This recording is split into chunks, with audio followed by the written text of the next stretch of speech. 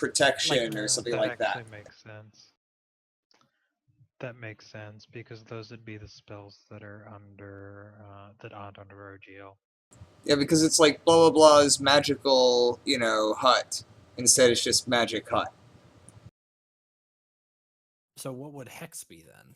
And compelled duel. Curse? I'm just guessing. I don't know if Hex and Curse both exist in the text. No, Hex and Compelled Duel both do not. Yeah, I don't know what the Hunter's Mark does. I thought that was going to be one, but I have noticed a lot of things are missing. But is confusion in there? Yeah. Okay. I don't know. It's fine. Not something we're going to be able to fix anyway. So I'm just hoping that my heals are going to be good enough for our survival. I have a little bit of self-healing.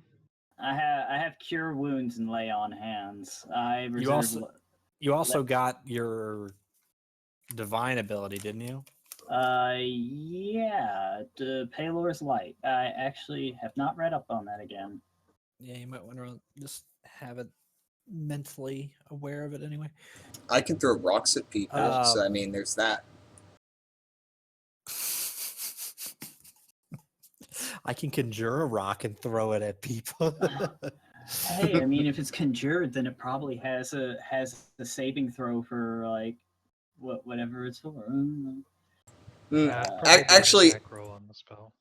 As it were, I would get a +1 at. Oh no, it doesn't have any magic properties. So it would be a normal attack, like with the sling throwing it. As soon as it hit them, it would unconjure because as soon as it takes any damage, just poof. But does it confer the damage? I don't think it would. I think honestly, it would break itself on impact rather than actually like harming them.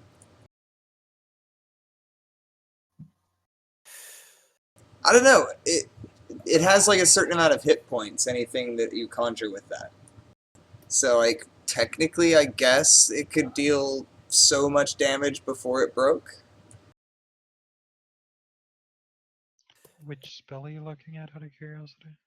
It's in the wizard speciality things, like the wizard schools. The School of Conjuration allows you minor conjuration.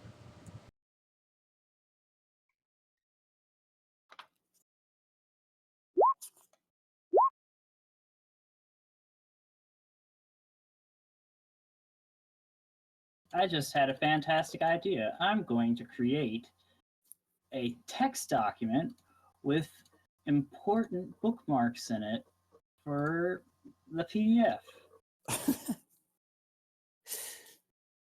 So it says if it takes any damage, it disappears.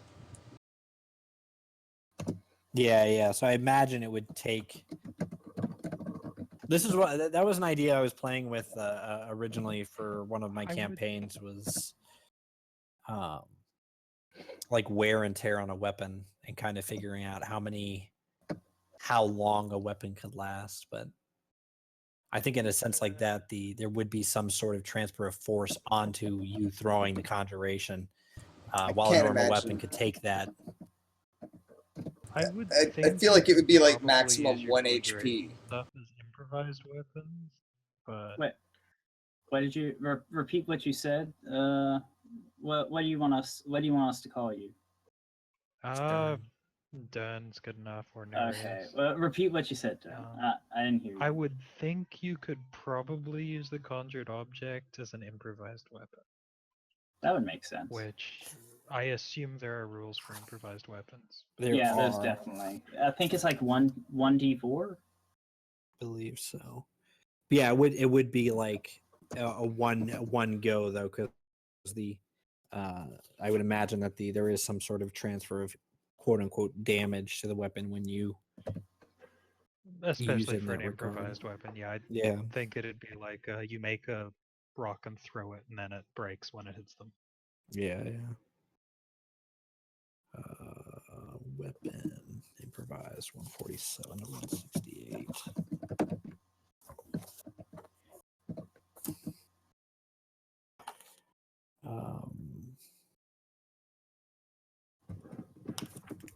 I guess yeah. It would an object that bears no resemblance to a weapon deals 1d4.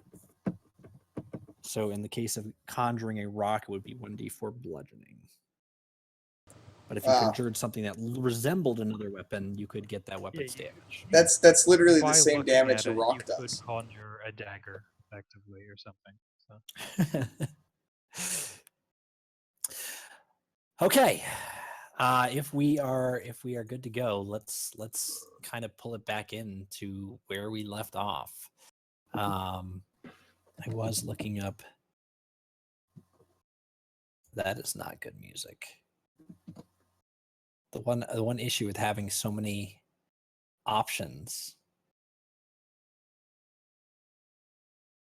I like is you this have one. too many options. Yeah, exactly. I don't need that technology-esque music. This is totally not appropriate, but I think I'll like this one.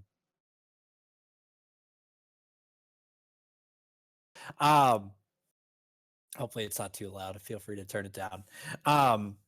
So yes, when last we left our heroes, you all made your way to the city of Thon-Badir inside the iron doors of the tower at the surface level within the Spineback Mountains. As you spent the bulk of the time, or as you entered this building, you were immediately pulled to the side by the captain of the surface guard of the Venerate, a gentleman by the name of.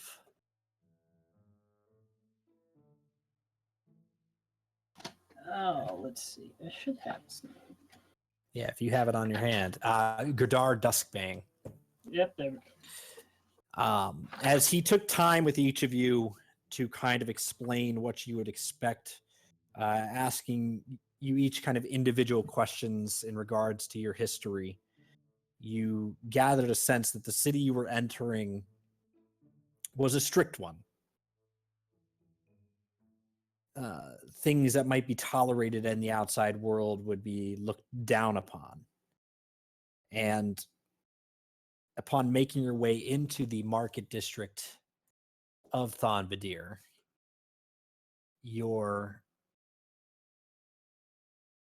the guard that was leading you asked if you needed any other guidance, and upon figuring out you did not, one of your party members passed away, the blessing of their god. The guard responded with enough respect to let them know that it would not be appropriate to be saying those type of things within the walls of Thon-Badir, but your party members did not take it well. And as they began to talk over the guard referred to Sutha, your cleric friend, in a semi-derogatory way, and Grolux did not take this well, going and punching the guard. Short battle to follow as the three of you watched on as your allies were subdued. They were dragged off in a direction that you did not. That you saw the direction that they were sort of heading, but you were unable to follow as the guards were very attentive. You made your way to an inn by the name of the Molten Horn for the evening. Had a few drinks as you contemplated the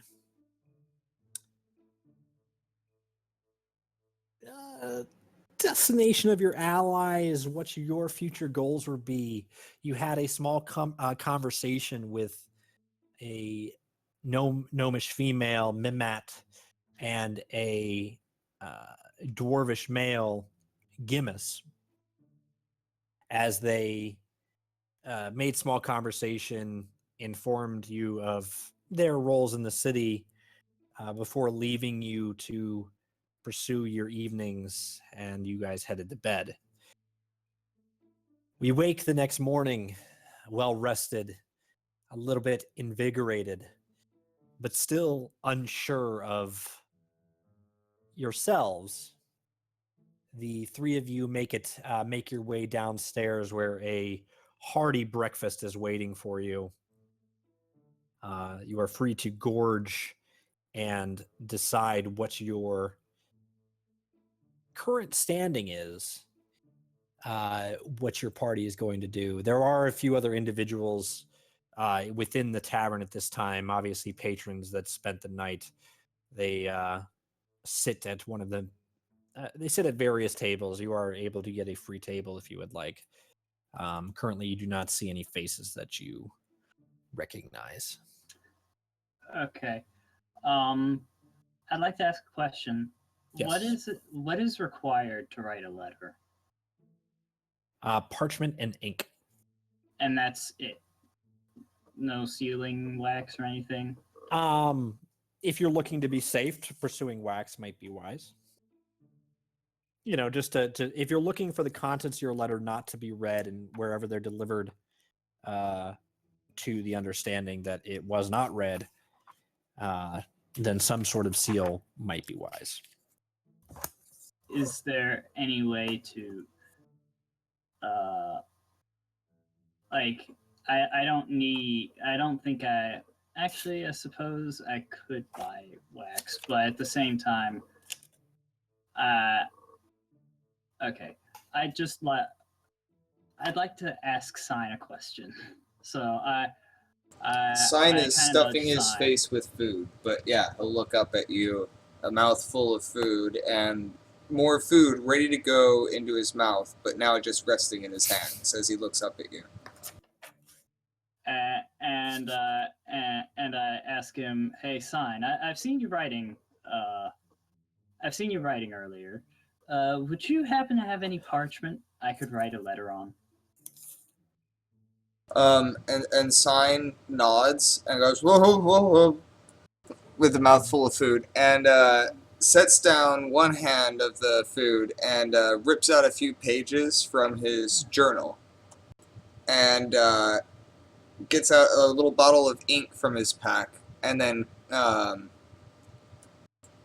he's just about, like, he raises his hand in the way that you have come to know is like the way that he does a conjuration, and then thinks better of it, says, after swallowing heavily, "Oh, you're gonna have to find a quill there, guy. I'd normally just make one." And I sigh and I say, "I suppose that's something we can pick up on our way about." Sign nods and goes back to eating the food. He needs to have a full stomach because after he finishes eating, he'll go to pursue talking to some of the patrons to find out how to get to the mining district, and more in particularly the other side of it where the brewery is. Okay. Yeah, and so we'll say that you guys eat a hearty breakfast of eggs and breads and meats, filled you to your light. The demeanor of the morning maybe a little raised than it was the night before, but still fresh on your mind as the situation your friends are in. But as you were to ask around, various patrons in the bar would be able to too. And I think the one most helpful is the person running the bar counter. A dwarven gentleman, bald on his head, has a short frilly beard, not well kept, black in color. But he would tell you, yeah, there's not going to be any entrance to the mining district for you, but if you're looking for the brewery right outside of Gimmis's place, correct? Yeah, that's the one. Yeah, you just from here head southeast. It's kind of hard to get your bearings, but just go onto the street, follow it a block down. You'll find a street that leads off to the right, towards the back right of this cavern. The mining district entrance is there, but like I said, the guards are going to stop you. But no matter, Guinness's brewery is right outside. Large building, you can't miss it. It's along the wall. Cool. Sign will nod his head and will flick the man a piece of copper. She catches gracefully. I think he takes a bite out of it and stuffs it in a small pouch on his side. Kind of gives you a nod. Cool. Well, Sign's figured out what he's going to do. At this point, he'd probably survey the room and see if everyone in the party is there. Sort of try and make sure he can spot everyone. Because he's going to suggest that we go. Yeah. And Iangle is going to say, I believe that we should plot out a course through the shopping district today. We don't want to split up, so just say where what you want to buy and where we should buy it. I don't think it would be safe to split up in this strange city. I guess I'll go first. I need to buy a tent and a quill. And I also want to stop by. Actually, I'll leave that for discussion afterwards. So, what does everybody else need? I need my damn tinker's tools. I need a crossbow, I need bolts, I need a bedroll, I need rations, and I want to go to the apothecary. Yes, I think buying rations would be wise as well. And you think that you guys would kind of gather on your needs, that a lot of them would be you'd be looking for a general shop. The weapon and bolts might require a more specific touch. Blacksmith. Smith might be able to help you out, yeah. Okay, so we'll need to visit the general store. I believe that's established goods.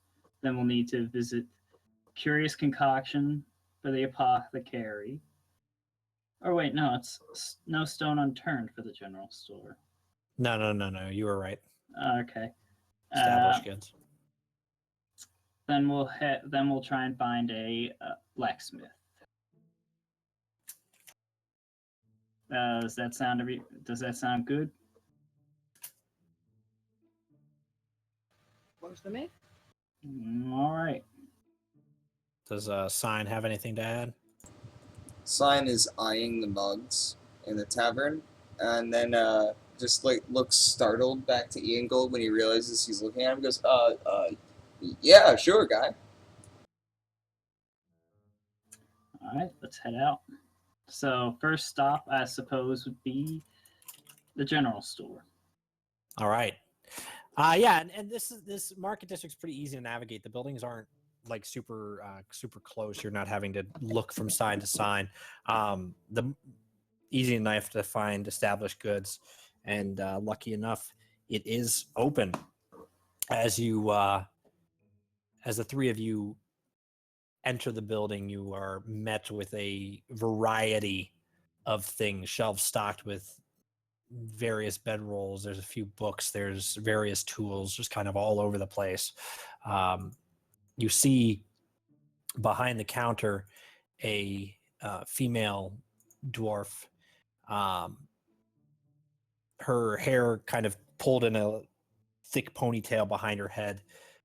She looks to you with large blue eyes as a small bell dings and to signify your entrance in the store. She will say, "Oh, wonderful! Welcome. Come in. what can I help you with today? You look like you're new to the city. Yes, ma'am, indeed. We're a few adventurers. We're only in the city for a little bit, I'd say. And we were wondering if we could get some supplies, some rations, maybe a tent or two. Oh yeah, so I could do that. I could do that. I've got a few various tours on me. I think was that before sign. That was about when they were going into the shop. Okay. I definitely think you guys noticed sign not enter the shop with you. But conversation picked up immediately. You're kind of engaged. Oh, God.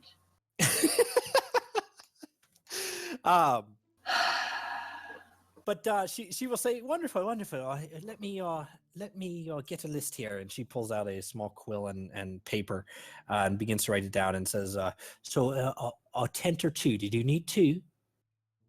I suppose, Far, you'd like to sleep by yourself, correct? Yeah, I'll get my own tent. I can splash out a bit. All right. Sign. And I look around for Sign because I want to ask him if he wants to share a tent or not. And he is not there. I hang my head and I say, "One moment, Far, you can continue listing the things you need." And I go outside. You go to take a peek out of the street, and there is, at this time of day, people are starting to get started. There is movement on the street. You see several dwarves, but I think at the moment, no sign of your human friend without any sort of pursuit. Damn it. We were supposed to stick. I mumbled to myself, we were supposed to stick together. Splitting up in this city is not a good idea. So I go back in the Far and I say, "Signs disappeared." As far you would have listed Alright, off then. a couple things, or were you listing off anything in the time that he's looking outside? Yeah, bedroll and rations. Bedroll and Swear rations. She seems like she should have rations for you. Okay, so she'll say, "All right, I have 2 tents, a bedroll. How many rations are you looking for? Can separate it out by days if you'd like." Probably like a week or two. 2 weeks worth, I guess. 2 weeks worth. All right. She says, "Oh, very well. Is there anything else for the two of you?" And at this point, Ian Gold, you come back and say this. All right. Sign's missing, Far.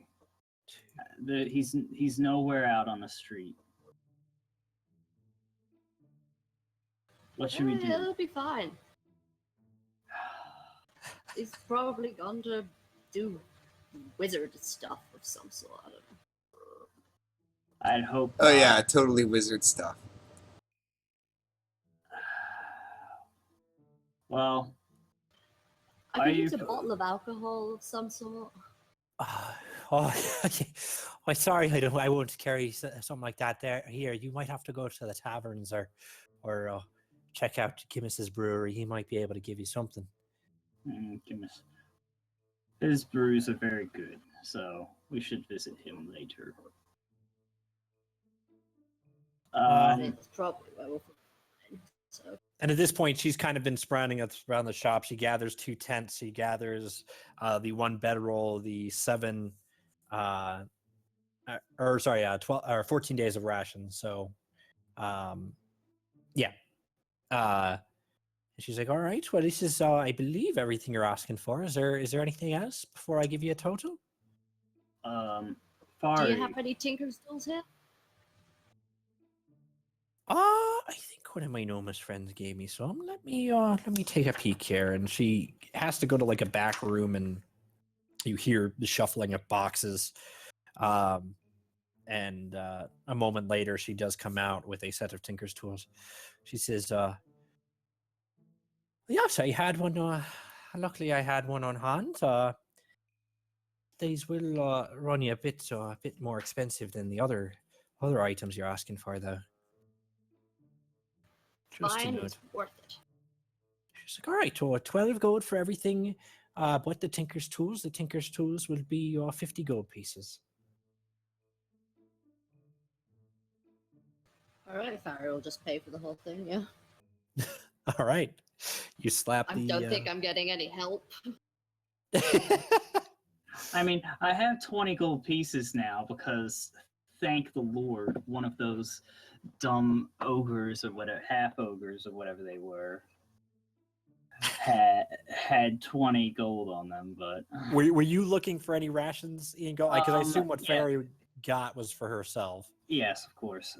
How- I'd hope that she wouldn't need 2 tents to herself, but No, yeah. the Hey, I could be a really big gnome. okay. What do you? How many days rations are you looking for? I suppose I'll get 2 weeks rations as well. Okay. I'll that'll also Oh, good. I'll also grab some sealing wax and a quill. Okay. So all in all, that will be an extra 7 gold pieces for the rations. The wax brings 5 silver pieces, and the quill. Where is the quill? It should be ink pen. Ink pen, 2 copper pieces. So we'll just call it. Yeah, we'll call it 5 silver pieces. Yeah, she'll ask for 7 gold and 5 silver from you. Seeing that total, Ian Gold will then say, "How much would it be for 1 week's rations instead of 2?" Oh, she says, if you're only looking for half, it'll be half. That's 3 gold, 5 silver. All right, that's good. All right. And I pay her for it, and let's put that in my inventory. All right. It's going to take me a little bit because I have things in my explorer's pack. I'm going to have to explode my explorer's pack to. Okay, that's fine. away That's and fine. stuff. As you guys are kind of getting your items, we'll shift over to Sign, who has made his way to the back eastern wall of the cavern through the various buildings of the market district. You come to a large building comprised of mostly wood. On the left side, you see a large cylindrical structure, kind of flanking the left side of the building. That you see a few pipes that kind of taper into the building. And yeah, the door on your right it looks like a simple setup. There's a couple of windows, but there is a small sign that just acknowledges Gimmis's on the front. And you are free to enter, which I assume you do. Yes, sign does. Is the door closed or is it open? The door is currently open, and it is actually propped open. Oh, excellent. Then yeah, he'll just walk right in then. Yeah, and you enter to a sort of factory. You see various kind of immediately as you enter, you see a sitting area, a bar counter with various stools around it. Behind the counter, there is, I think your dwarven friend. I think currently as you walk in, you see 2 dwarves. One you recognize to be Gimmis, sitting and talking to each other.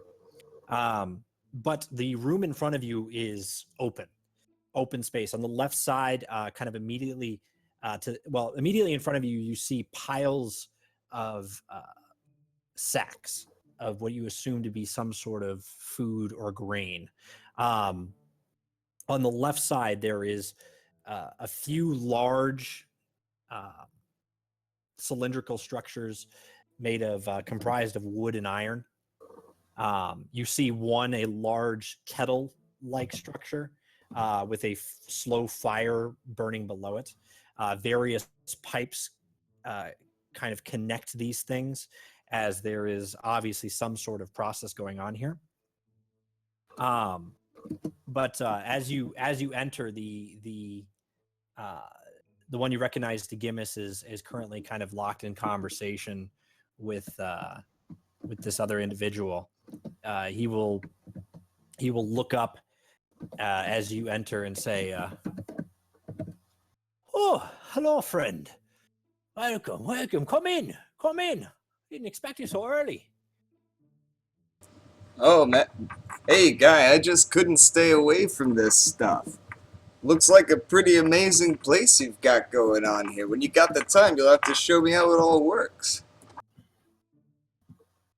Oh, yeah. I definitely could do that. I humor a little bit of, showing off my work. I'm sorry, you caught me in mid-conversation with my friend here. At which point, if Dern, you want to describe what your character looks like. All right. So as far as I don't know, actually, you probably can't see my character portrait, can you guys? Oh, I can actually drop that in here. I guess 'Cause we can that get rid of. is pretty much what he looks like. I actually found a fairly accurate picture, but I can go over the more detail. Oh, you're not in. Oh, I apologize. We're not on the world map. There we go. So he's 4'6", not too super tall. Gray eyes, a sort of light brown skin, and gray hair.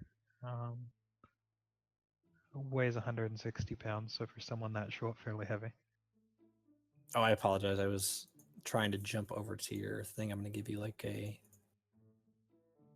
see-through image. So yeah, I think that Gimis kind of takes a moment and says, "Oh yes, how rude of me. This is Dern. He runs the smithy in these parts. Your name, if I apologize, I was a little drunk last evening. But if I recall, it was Shine." Yeah, guy, that's it. You were, Gimis, right? Wonderful. Yes, it's so nice. So nice to see you. It's nice when we get people coming through this town that that are nice, just in general. Don't get many visitors. Dern Steelhammer at your service. Ah, blacksmith, huh? Ah, very nice. I hear you dwarves make things out of metal like no one else can. But of course. Yeah, Darn in here. We're talking about just some various ongoings of the city as of late. But I insist, if you're here to find out the brewing process, we can I could run you through it real quick. Can I interest you in a pint before we continue? Side nods enthusiastically and will reach into his pouch and throw him a silver piece. He'll catch it and like throw it on the counter. He's like, no, friend. I insist. This first one's on me. You're a friend, and I'd like to celebrate you coming here. So you keep that. And you see him walk to a couple of kegs that are on the right side of the room, large in nature, as he takes a mug from a stack that he has next to them and begins pouring the drink and then puts it on the counter in front of you. Oh, I apologize, Darren. You probably heard me talk about my beer so many times. You're obviously welcome to stay. Hang out as long. Help yourself to whatever drink you like. But I understand if you've got something going on today.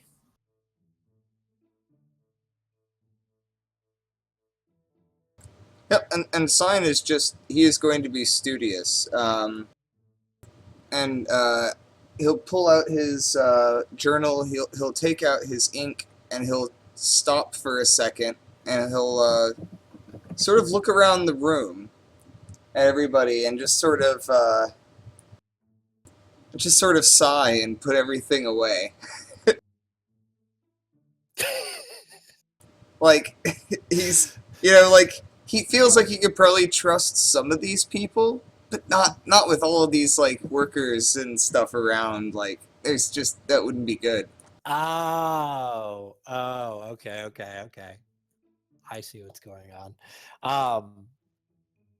Yeah, you do this and you get a kind of a quizzical look from Gimmis as he kind of just confused, but he beckons you behind the Sign will counter lie that he has forgotten his quill. Oh, I think I got one lying around here if you'd like to use it. Sign will take out his journal and ink quill again and say, "Hey, that'd be great, guy. I'll give it right back to you after we're done." Yeah, and you see him go to a small section of the counter, kind of behind the bar, where there seems to be some sort of ledger, and he reaches into a small drawer underneath and produces a quill for you. So he finds a seat wherever he can, propped up on some of the bags, whatever it is, and like on one leg the journal rests. In one hand is the pint, and in the other hand is the quill pen, sort of jotting things down as he goes. All right. Oh man, I am so tempted to describe the dwarven brewing process, but I feel like I'm going to butcher it. No. There's no So need to. This can all just be narrative. Yeah. Well, yeah, we'll say that there's a period of time that, and during, if you are staying, you have heard this countless times. If you have known Gimmis for many years, of him kind of walking you through the step-by-step process. You see where they, a device he has set up to kind of mill the grain that it gets in, which he actually tells you he gets from some farms on the western side of the mountains. Does some trade with some farmers out that way. He'll walk you through the various steps of this process, mixing the grain with the water, heating it up, fermenting it, yada yada. You get the picture, and it takes him a good 2 minutes as he kind of embellishes the story and makes it seem very, very riveting. Oh, Sign is so riveted. And the beer doesn't hurt either. He is just totally enthralled by this, entranced. He's like, this man is a wizard, but with alcohol. Like, he had thought this, he has vague memories of thinking this before, but now he's certain, especially with that beer in him, this man is a wizard. Like there's no way, this is magic. He's got to be, enchanted or something. He's touched. Oh man, yeah. It's a rather interesting display. And as it begins to wind down, you find yourself at the bottom of your first ale, which he happily replenishes. And as you get past like any questions that you would ask him, I think his giddiness would kind of flatten out as he kind of looks to Dern. He looks back to you. And he'll say, I don't mean to kind of damper the mood, but you were telling me and my mater last night about a couple of your friends, or at least allies, that you came into the town with. ran into a bit of trouble. I apologize. My mind was foggy last evening. I don't recall all of the details, but Sign holds up a hand and says, I guess the hand with the quill pen in it, and says, "Oh, hey, no, it's fine, guy. I understand. No, these two orcs that we were traveling with, they're just really religious, you know, and I'm sure you know that they don't really like that around here. Well, I mean, for the wrong god and all." yeah. And he shoots like eye shot at Dern. You see like an understanding, but a kind of like dark tone to them, like obviously there's something wrong. But he looks back to you and says, so they were talking about other gods, and that I shouldn't carry too much of a penalty, assuming they respected the law. Oh, well, you know how orcs are with, the short tempers and the quick to fight, and yeah, they might have thrown the first punch. Oh, they've bitten off a little more they can chew, I'd say, with this one. Worst Were part of they- it is I don't think they'll ever forgive us for it. Damn crazy as they may be, honor-bound things. The fact that we didn't help, they'd never listen to us again. They'd never trust us.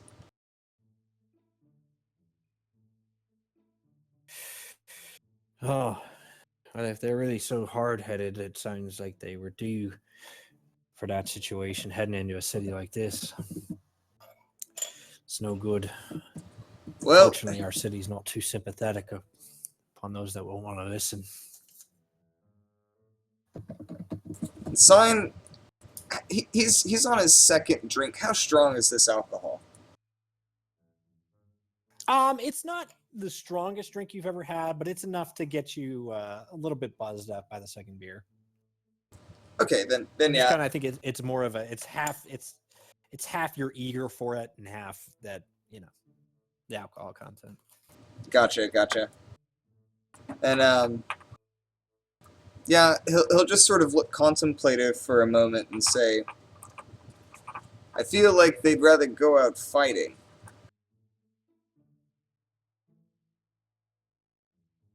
I can't imagine the guards will let that happen, though.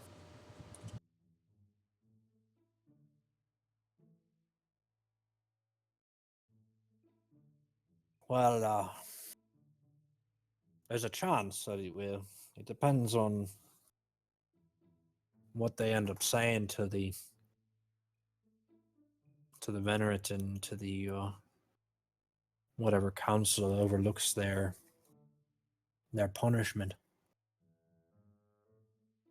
Do they have to speak, or could somebody speak on their... Well, never mind. They'd never let us do that. It would be them. I don't know if they'll have a chance to defend themselves. Oh, I think I've never been part of the situation myself. How about you, Darren? Have you ever dealt with any of the councils? Thankfully, no. Yeah, if I understand, there's no real coming out of that. You either end up with jail time, but if these ones are as hard-headed as you say, they might get their wish, ending up in the pits.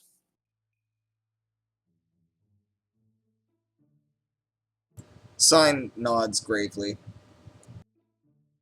And he'll sort of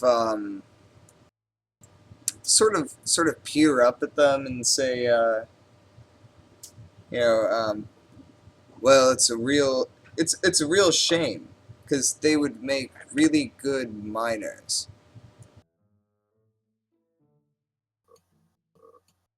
Hmm. Well, as far as the nobles would have, the ones in the mines, and at this point he looks like straight at Dern, are the ones that are willing to do the job. They're of their own accord. Sign sort of. I'm gonna do an insight roll to see if he believes what he's saying. Okay. Okay.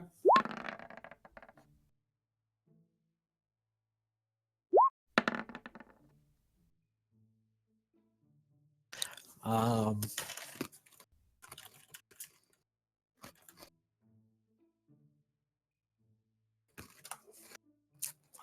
there is obviously more to what he is trying to put off here. Well then, Telling Sign something sort that of is raises an acceptable. eyebrow at him, and just sort of leans back in his chair, finishes off the second pint, and just sort of starts chuckling and says, just starts chuckling and just says, "Yeah, it's not like they would use slave labor or anything, right?" And then stops laughing abruptly and looks at him. A stern look on his face as his gleeful demeanor has faded. He will turn to Dern for a moment and say, "Oh, you mind shutting the door?" Aye. And so you get up over and you do that. You see Yeah, this door. I close the door. When the door is closed and Dern has kind of rejoined your area, he will say, Gimus will be like, "Boy, there seems to be knowledge to your words, but I must forewarn you. Don't be spouting that off in the round crowds. I judged The Venerates wisely. won't take it well." A man who brews alcohol this well couldn't be half bad.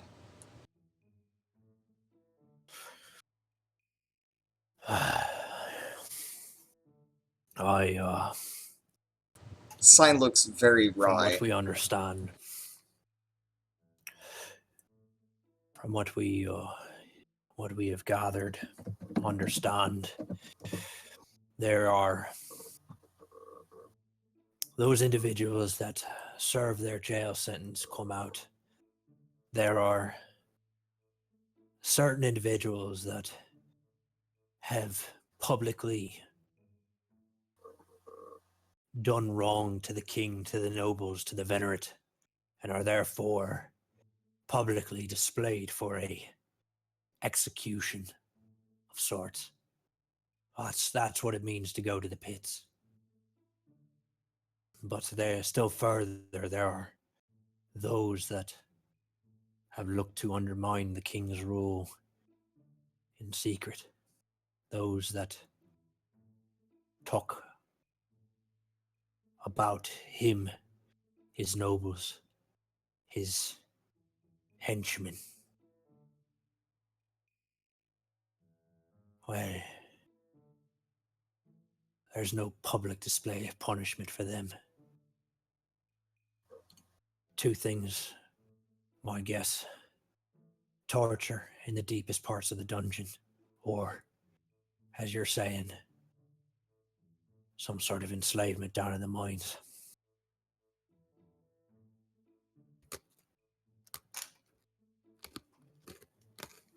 Man, I really wish I was there. Which is a good segue. Let's go to Ferry and Ian Gold. As Cool, you guys good. are leaving the shop, you have a I think you had another task in mind. Keep in mind that your character has not heard anything that was discussed. You do not have the impulse to suddenly go to the brewery. Yeah, I was going to go back inside and buy a second quill for sign, but then I was like, no, my character wouldn't know that. So Ian Gold says, Fari, I suppose we should head off to the blacksmith then. Yeah, sounds good. Oh I my. really hope that sign is all right now. Yeah, he's fine. He's wizard man. He knows his things. All right, Cut and then quick. and then we head off. Just a smash cut to Sign being like, "Fuck Moradin," and then like smash cut back to you guys. Oh man. Okay, so yeah, you guys make your way to the blacksmith. The blacksmith is more towards the Church of Moradin, kind of closer to the reservoir side of things, but you do have to head north, getting closer to the common districts like homes. As you do find the blacksmith, a simple open face shop. You see the various kind of anvils and the forge and whatnot. The generic layout of a shop, open to the public. You do see an individual that seems to be in the midst of some sort of chore. Looks to be gathering or arranging something. All right. I kind of like gesture towards the blacksmith and say, "After you, Tafari." Alright. All right, the two of you enter as he appears to be, gathering these resources. He picks up a variety of things before he turns around and sees you, and he says, "Oh, hello there!" And he all of a sudden trips and falls and drops the various kind of wood blocks that he was holding at this time. He says, "Oh, shit!" Oh, okay. I rush over and extend a hand and say, "Are you all right, sir?" Very Mary just flustered. starts laughing. Very flustered at this time. His face kind of like a beet stark red. The dwarf in front of you definitely looks younger, has a shorter beard and kind of stark bright red hair that is kept not very long, closer cropped to his head. As he like accepts your hand, he says, "Oh, thank you. Oh, yeah, oh gosh." And he immediately, as you help him up, he immediately goes back down to the ground to pick up the things that he has dropped. And I help him. Okay, you help him gather these things, and he takes the pile from you, and before he moves and sets them on a different area of the shop. He says, "Oh, thank you. Oh, thank you so much. I am so sorry for that. It was clumsy of me." It's not a problem. I enjoy helping people. Yes. I am sorry. I failed to introduce myself. I am Ragman. Welcome to the shop belongs to Dern Ringbaker. He unfortunately is out right now. But if you have something I can help with, perhaps you have an order you need done, or if you're looking for something in particular, we might have it on hand. I extend my hand and I say, "Nice to meet you. My name's Ian Gold, Shieldheart." He happily shakes your hand. And I point towards Fari and I say, "This is Fari. I don't know your last name." Knackle. Knackle. All right. He says, "Oh, it's wonderful to meet you all. In the absence of my master, what can I do for you today?" You got any crossbows? Huh. Well, I had to check our stock.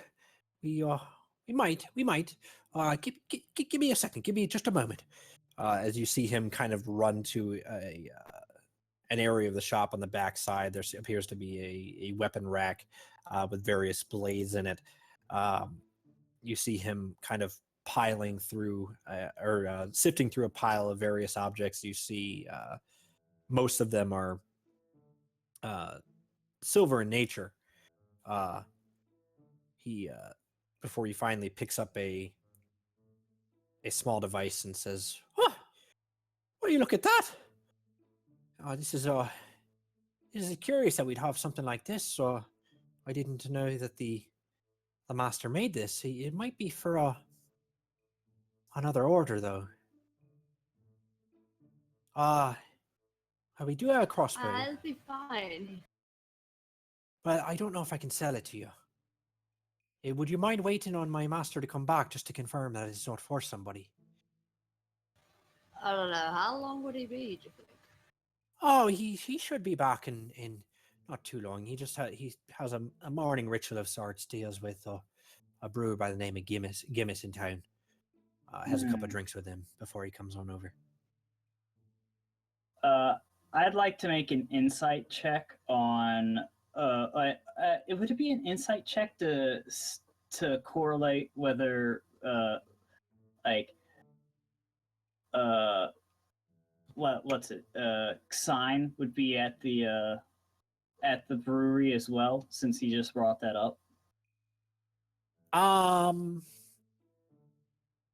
No, but what I will do is go ahead and roll a intelligence check to see if you remember that the individual you talked the night before was Gimmis. Intelligence. Okay, Yeah. 14. Yeah, so you definitely remember Gimmis. You have met Gimmis. He was at the table with the previous night. And I think based on that knowledge, you remember that Sign had expressed some sort of interest in learning about his brewing process. Then I'd like to say, kind of mention to Fari, that's given the circumstances, that's probably where Sign. That's one place Sign might have gone. He might have just split off and gone there. Okay, can I make that statement? I think that's fine in this situation. All right. Yeah, all right. So what? You want to go? You want to go there? We'll ask that guy's. We'll ask about the crossbow to the guy if he's there. Or what? How long would it? Did you say it would take him to come back? I can't imagine more than another quarter hour or so. He's a bit longer than normal over there, but sometimes they get lost in conversation. How long does it take to walk over there then? Oh, I can't imagine more than 10 minutes. Depends on if you get lost on the way. I think we can figure it out. We'll see him if he's on his way back. We'll actually see him and stop him there, and then boom. Well, in case you don't know what he looks like, you're looking for he's just a stout dwarf. It's a little taller than me. Oh, you're saying sorry. I thought you were talking about my master. You're talking about your friend. Oh, we might spot him. We might spot dwarves. Let's just go get some booze. I'd like to hold up a second. I'd like to hold my hand up a second and say, if we do come across him, what does he look like? Oh, he's got a little bit taller than I, a little bit older, grey hair, longer beard, bushy. Carries himself with a confidence. I give him a thumbs up and I say, all right, we'll keep an eye out for him as well as our friend. We'll be back within the hour. All right, very, very well. You will hope to see you then. All right, and I suppose we leave. You make your way over to the brewery. As we come back to the brewery, I think he left off with the statement that he did. Either of the party members that are within this building currently are welcome to interject. Well, hey, guy, is there anything we could do to help? It seems like a pretty desperate situation.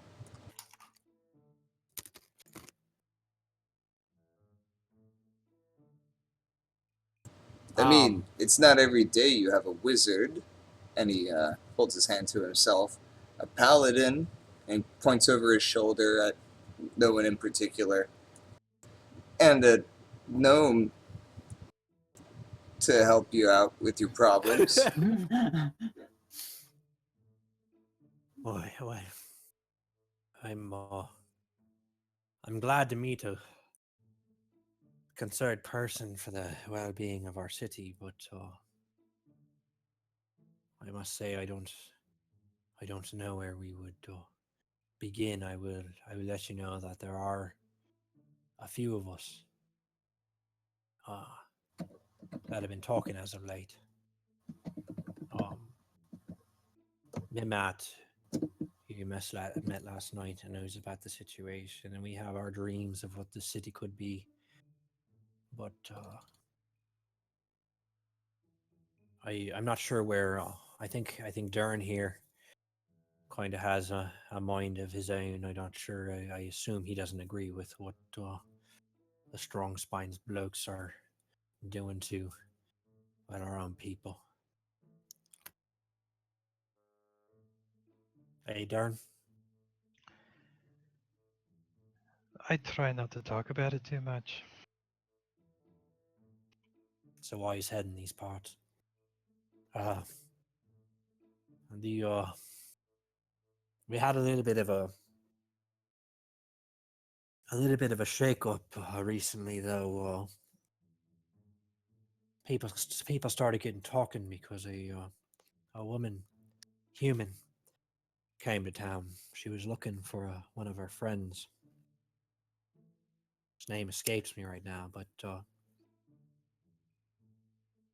woman by the name of Rha-Laidair was looking for one of her gnomish friends. Kopnik. Sign Kopnik. visibly reacts to the name Rory Rouse. My friend, you seem acknowledging that. What do you know, Rory? I came to this city with a letter for him, delivered to me by a man who claims to have escaped the slavery of the mines. That is correct, right? Out of character. Yeah. His expression kind of goes wide-eyed for a moment. And he kind of like leans closer to you and says, "You said you talked to somebody and escaped the mines. You said, yeah, you have this letter?" Sign looks down and sort of his shoulders sort of collapse. And he just sort of says, "I had to give it away to the guard when we came in. They searched our belongings. When he found it, he took it away, and it seemed like it was a pretty important thing. Unfortunately, I never read it. I respected the man's privacy, perhaps foolishly."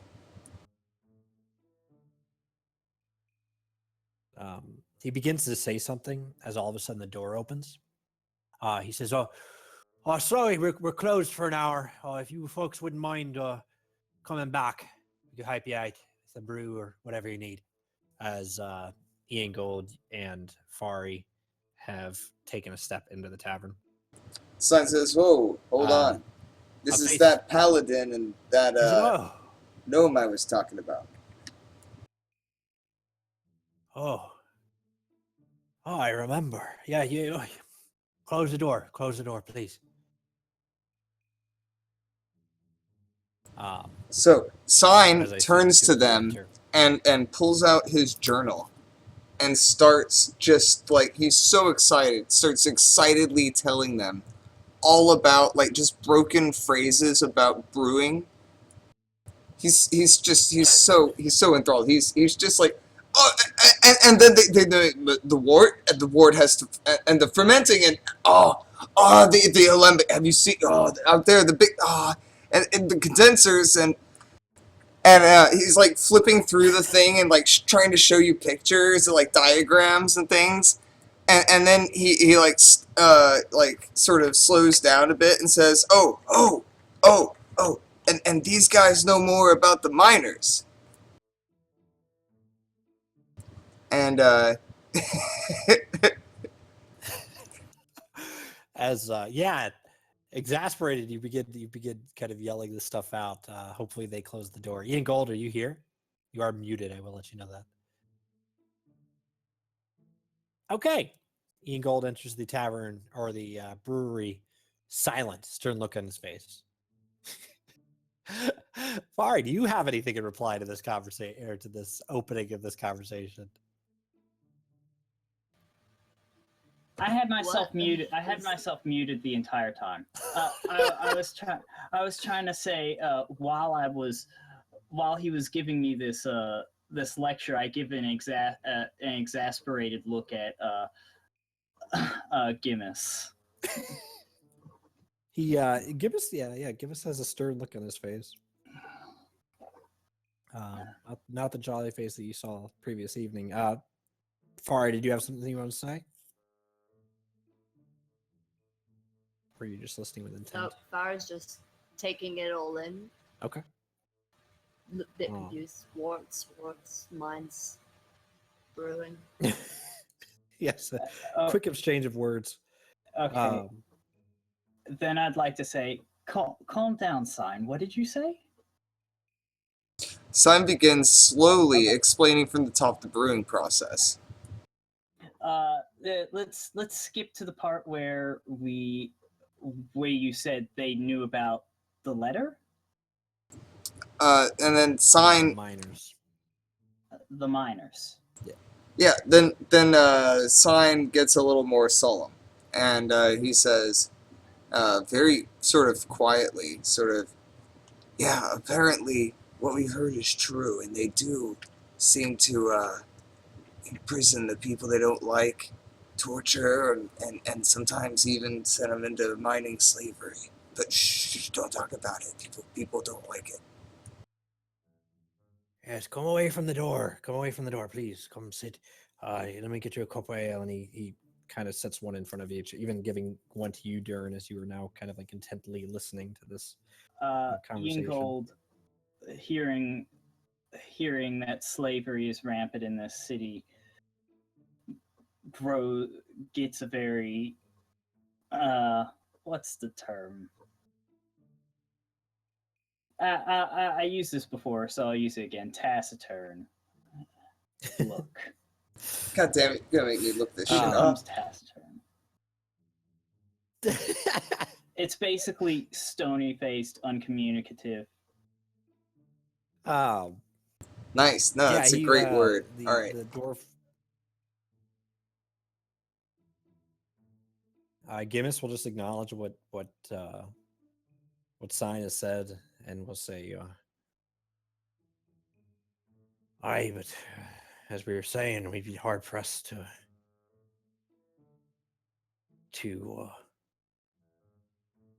do anything about this in the current state." So there's some sort of resistance, obviously, since we're talking about this. Well, of course, you have people in the city that aren't happy. Myself, Darren here has kind of expressed grievance. Are they organized? Slightly. I was telling your friend here that a woman by the name of Rory Rausk has been stirring up a little bit of, trouble. The Sign mouths. From the guard's perspective, but... Sign mouths, that's the one who we were supposed to deliver the letter to. I nod and keep listening. He'll say, your friend here says he had a letter, but if who was this letter from? He wouldn't tell us his name. He was inconsolable. He wanted to get as far away from the mines as possible. He was covered in dirt and rags. He looked like he had been down there for a long, long time. He wouldn't take anything. He wouldn't take a ration that was offered to him. He wouldn't take our protection that we offered to him. He just Signed gave us us the along. letter and tried to run away as soon as possible. Curious. Wow. I mean, was he a dwarf? Yeah, out of character, I was trying to ask you, was he a human or a dwarf or what? You remember him being a human. Human man. Right. Sign will Ability. suggest, I think it might have been that Rory Rousk's missing person.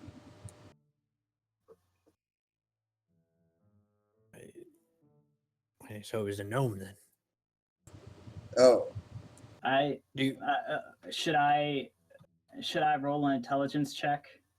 To what? No, Whether I remember it was human or not. I mean, you clearly all remember it was a human. Okay. So I'd say probably not. If is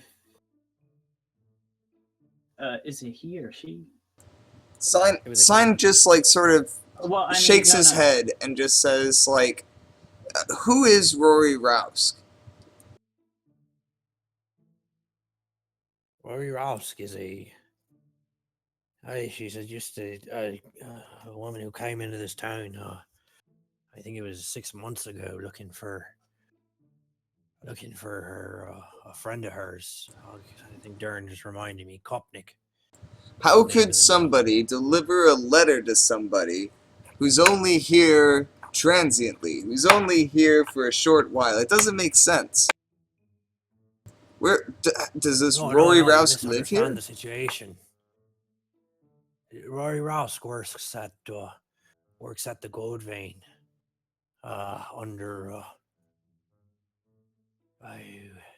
As I go through my notes to remember the name. Under Tavaz Zagam. Tavaz is another human that came into town not long ago, opened up this tavern, and it's probably the biggest in the common district here. But people, we have various, I mean, Mimat was a gnome. There's other people here in these walls living here. It's just, Alright, just out of character, but you said that Rory Rousk came there looking for someone. Was looking for supposedly her friend. So wait, Rory Rousk isn't an outsider. Rory Rousk. She's an outsider, but she's living here. Yes. Gotcha. Cool. Thank you. Sorry. Pipes up dirt as you guys look flabbergasted. But no, you say the individual that gave you this letter was not gnomish, human though. Yes. And also a male. So I highly doubt it was Rory. There was the thing that's got us rattled. Darn, there was somebody that went missing. A human male. I don't remember his name though. Believe it was Fawn, wasn't it? Oh yeah. Fun Hardy. We weren't sure what happened to him. He just disappeared one day. But he was in conversations, kind of in league with Rory. Perhaps he stuck his nose somewhere it didn't belong. You say he's alive though, and he's outside the city. Sign nods. Ian Gold kind of shakes his head a little. He I don't know how to tell you this, but he he just ran away. He seemed like he wanted to run as far away as possible. I don't know if we could find him again. It would take a lot of work. But this did happen only within the past day. Can't really blame someone running from slavery trying to get as far away as possible now, can you? Ingold grimly nods. Yeah. I can only imagine what they do to him down there. If I understand it, they haven't him. Wait. The miners I talked to once confirm I haven't said nothing about no slaves, so wherever they have these slaves is away from the regular miners. I don't wonder if it has anything to do with, they've been miners complaining about some gnomes coming up in their business. Out of character, because I don't want to look like a complete and utter idiot asking questions again. But you said that the Rory Rouse is MIA. No, Rory Rouse, no. Rory Rouse is here. It's Kopnik that's MIA. Okay, Yes. so Rory Rouse works at the Gold Vein. Gold Vein, and she's the most vocal opposition to the nobility. Vocal's the wrong word. She is one that started to gather, that seemed to be spurring on people against the nobility in some light. Although you do not know the nature of this group yet. Most active. Okay, so yes. Where did we leave off? Miners have not seen the slaves, but maybe it has something to do with those gnomes. Wait. Who is Vaughn? I have in my notes Vaughn. Was that the Fawn name of was the the guy? name of the human. Yeah, okay. That was the name of the individual that gave you the letter. Yeah. All right. So would I was like, he totally gave you his name. Yeah. was the Sign has been So- looking through Wasn't his gonna journal and finds the name of the guy and just yells out in the middle of this, Vaughn! Yeah, that's the name of Rory, the human male that got taken.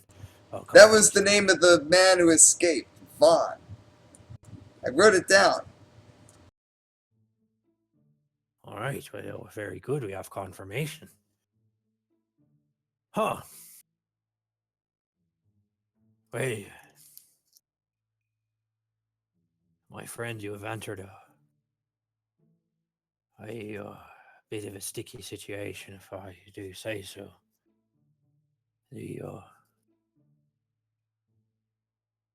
Venerate and the King, by extension, have the city under their thumb.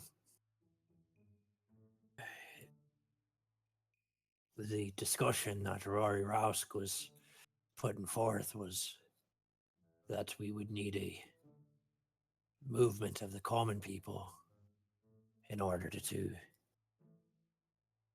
do anything about these novels. Because as far as it's concerned, the people in this common district outweigh the people in the noble courts. But you're not going to sway the mind of these people with mere rumors. We needed something concrete. I'd like to pipe up and ask a question. What is it? What is the Temple of Morden think about what would the Temple of Morden think about this situation?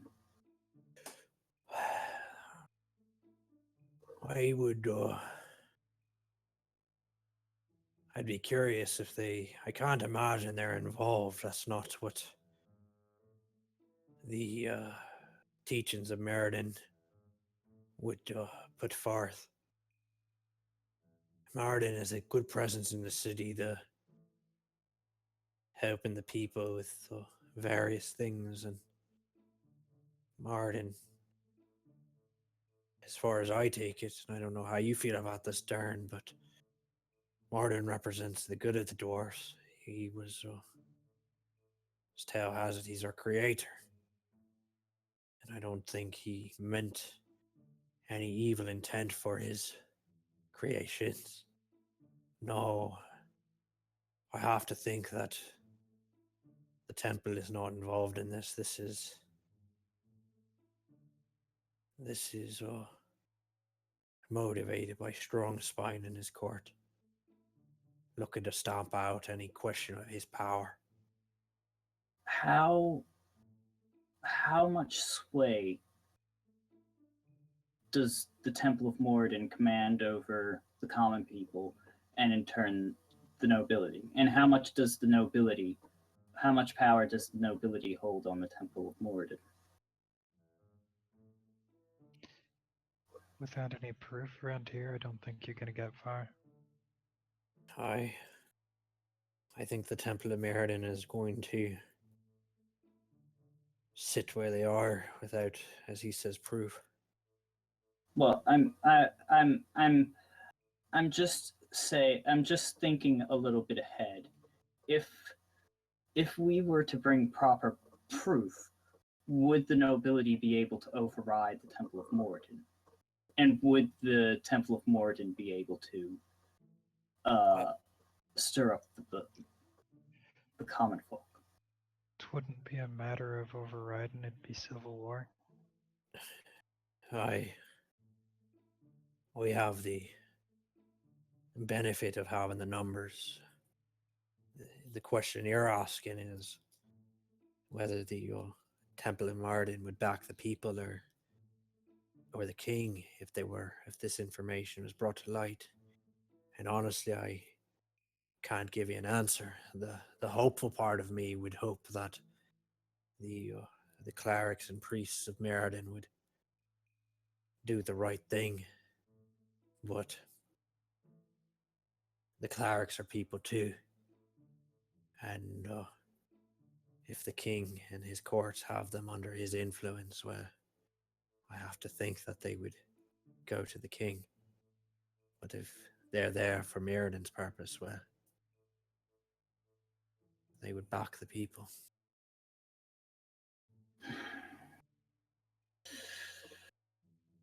Iango kind of sighs.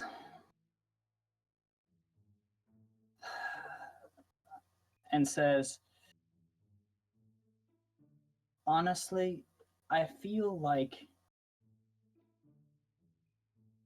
if there were ever going to be a snowflake's chance in hell of a resistance, we would need the backing of a large organization. The infernal plane, by the way. The infernal plane. Sorry. Wait, I'm confused. Where did Infernal Plane come in? Snowflake's chance in hell. Oh, Snowflake's chance. Okay. He says,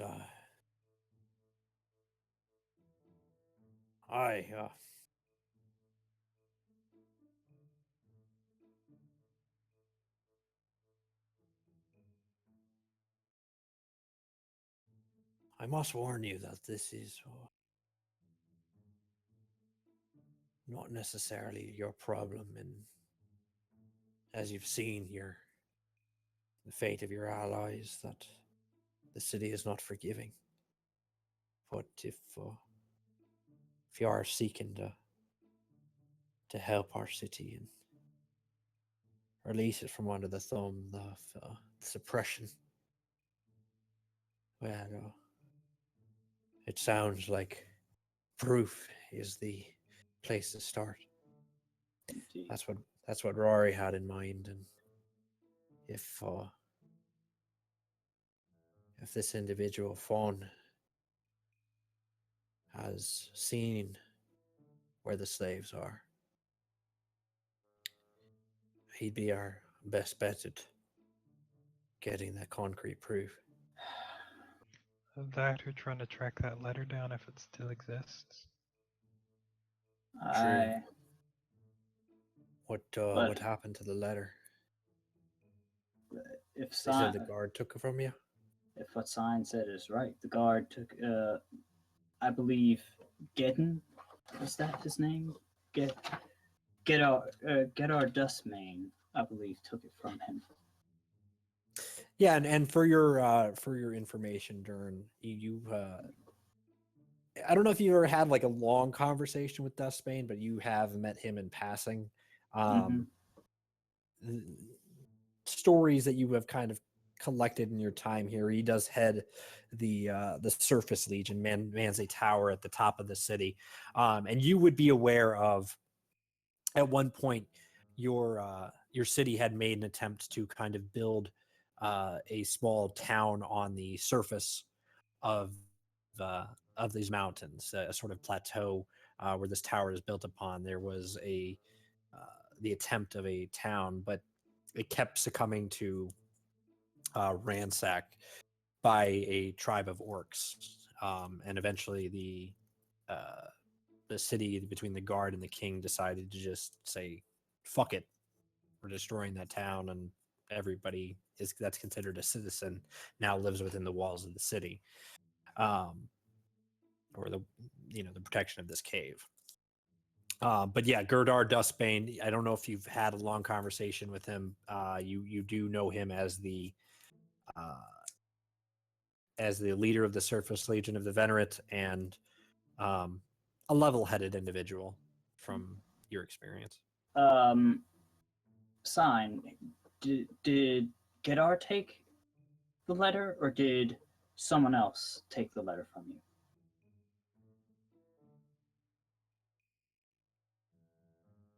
The Sign? Steve? He was AFK. Dan, You wanna one hack second, that? I What do you went think? to Oh, there we go. grab a soda. Gotcha. Okay. Yeah, it was Gudar Duskbane.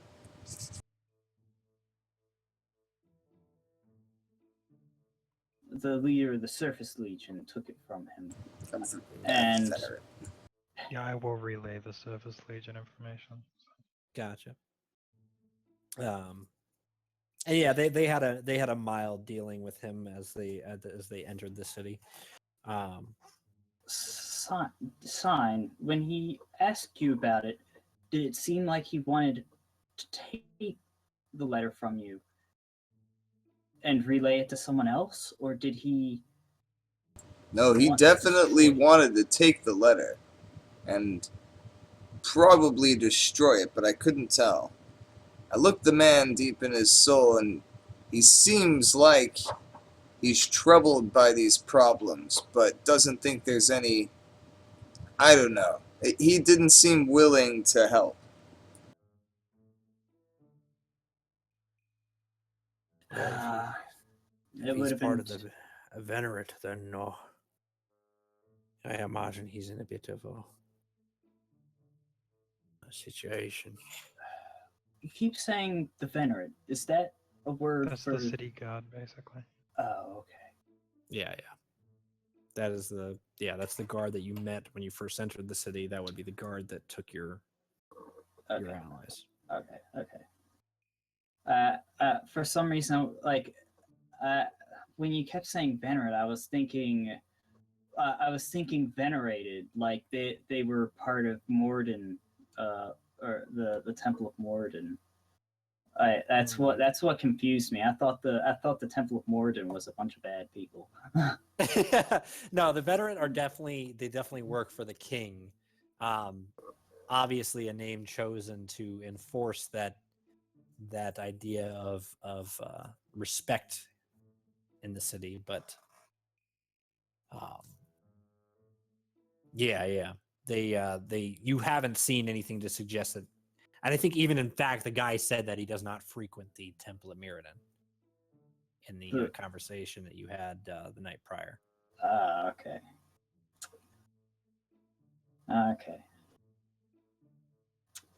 To which Sutha replied, "I didn't think as much." So Ian Gold kind of leans back in his seat and says, "So where does that leave us? I definitely want to help you, but we also have the matter of which I spoke to you last night." Your death cults and all that. Yes. I suppose we can help you as much as we can, as I need to send word back to my my own town, Holgum, back north, south, east, west. Clearly west. Well, I'm sorry, I'm not the best with cardinal directions. And yeah, you'll see a look of recognition. Gimmis apparently aware of Holgum. You would Durin, you would know Holgum that as one of the main recipients of the ore that comes out of your mines, outside like buyers in the city, such as yourself.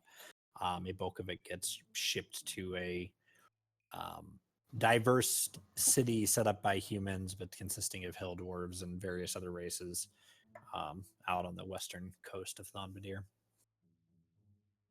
Okay. So, I suppose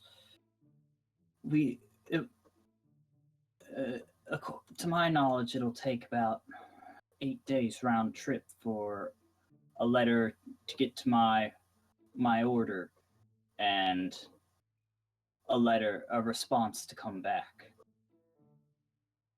And I, for one, I don't know if I can speak for the rest of my party, but I, for one, despise slavery in every form. The teachings. No, dude, slavery's the best. Of course, we don't like slavery. It gets so much done. Well, what I was meaning was, I don't know. The teachings of let me continue. The teachings of Paylor despise slavery in any form, and I'm willing to sacrifice my life to get rid of any form of it. It's an abhorrence. Well, that's that's an honorable thought of you there, boy. But like I said, our best route is getting some proof of this situation. Darn, I don't know what you've got stocked up for the day, but perhaps you take him to Rory, have a small conversation with her, and see where her head is at these days. You have to think that she would be happy to hear that her mate Fawn is alive.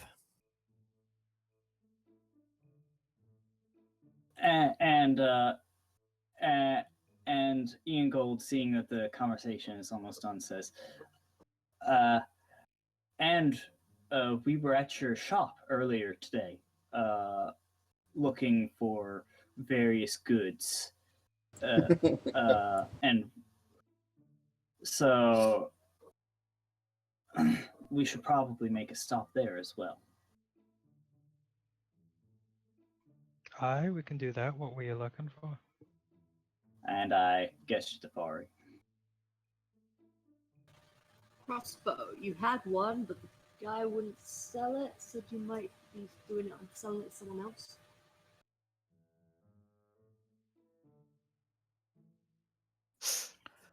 Well, there was an order out for one, but we do have time to sell that and make another.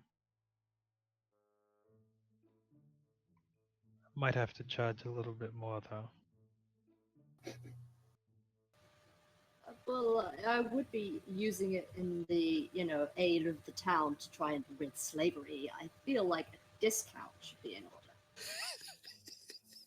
I think a persuasion. Yeah, I like that idea. Go ahead and roll your persuasion check here. Sign is going to aid with this by producing a minor illusion. And on one side, like over one hand, floats a little Fari, Hold on. armed as she currently is, trying to fight the Venerate, and sort of failing. And in the other hand, he has Fari taking out like 20 Venerate guys with the crossbow. Ingo would like to look around the room and sort of like weighs the two. Hold on, Ian. Let's let Side finish. Yeah. So Side puts on this like small illusion as Ian, you begin to immediately panic. I imagine. Yes. I think that Dern, this is the first time you have ever seen anything of this sort. You've seen the healing magics of the church. And some of their probably abilities. Some magic and crafting, but yeah. But this kind of random illusion magic, it's not something that you frequent.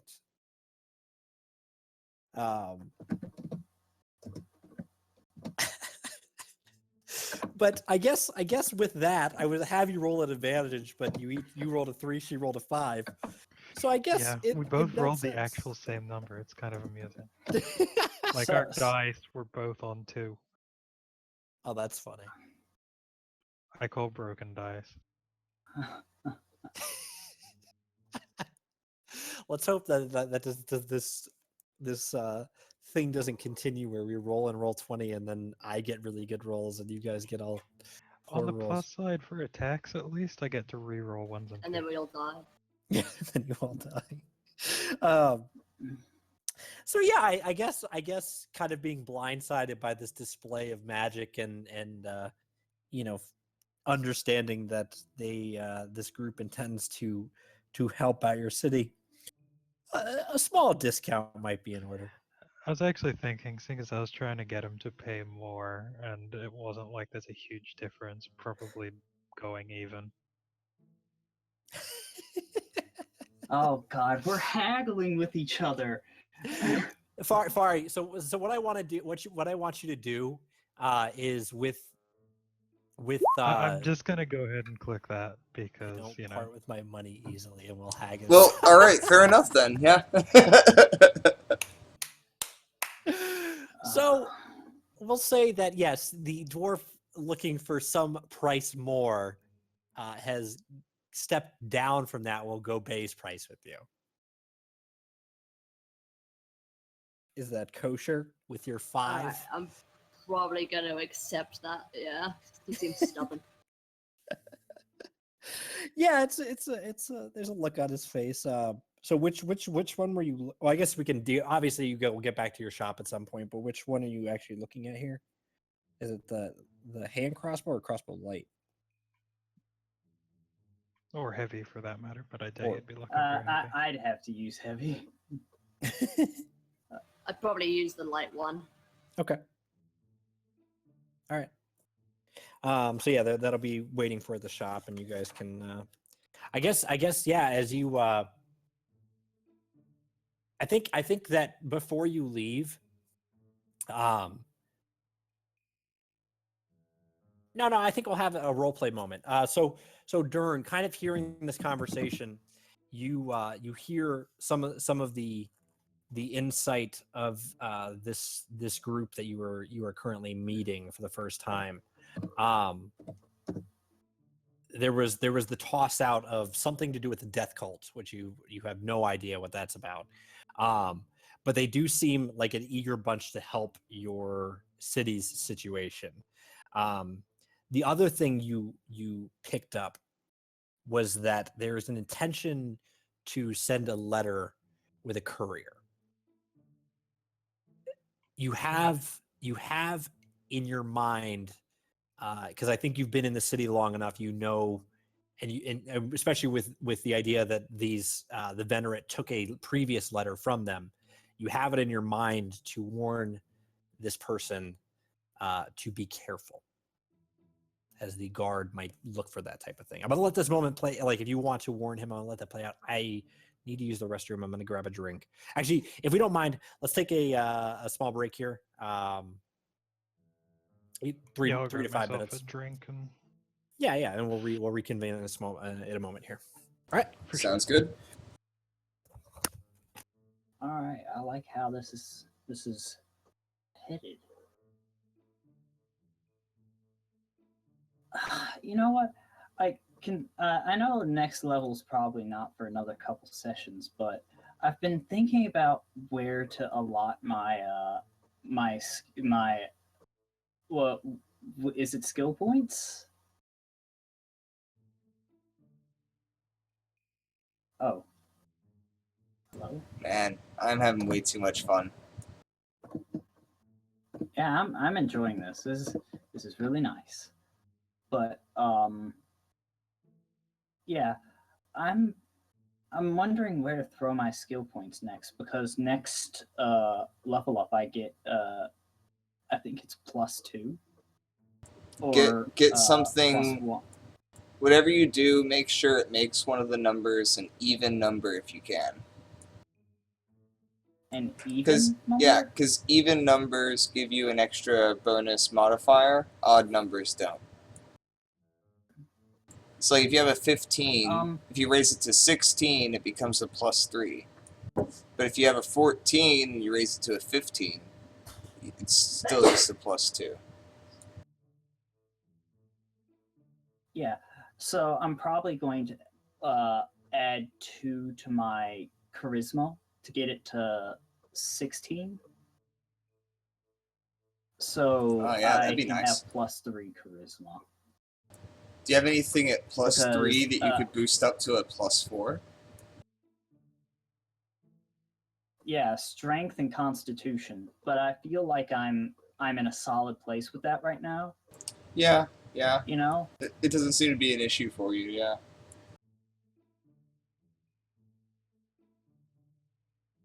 And I feel like I need to look up cure wounds again.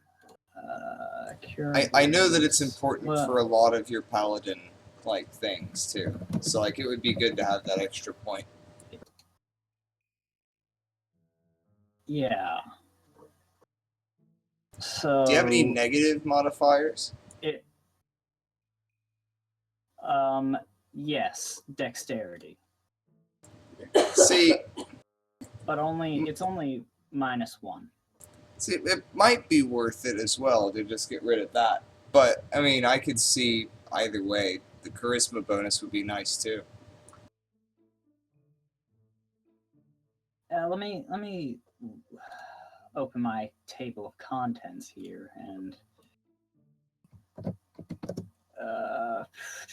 when do I get my level ups?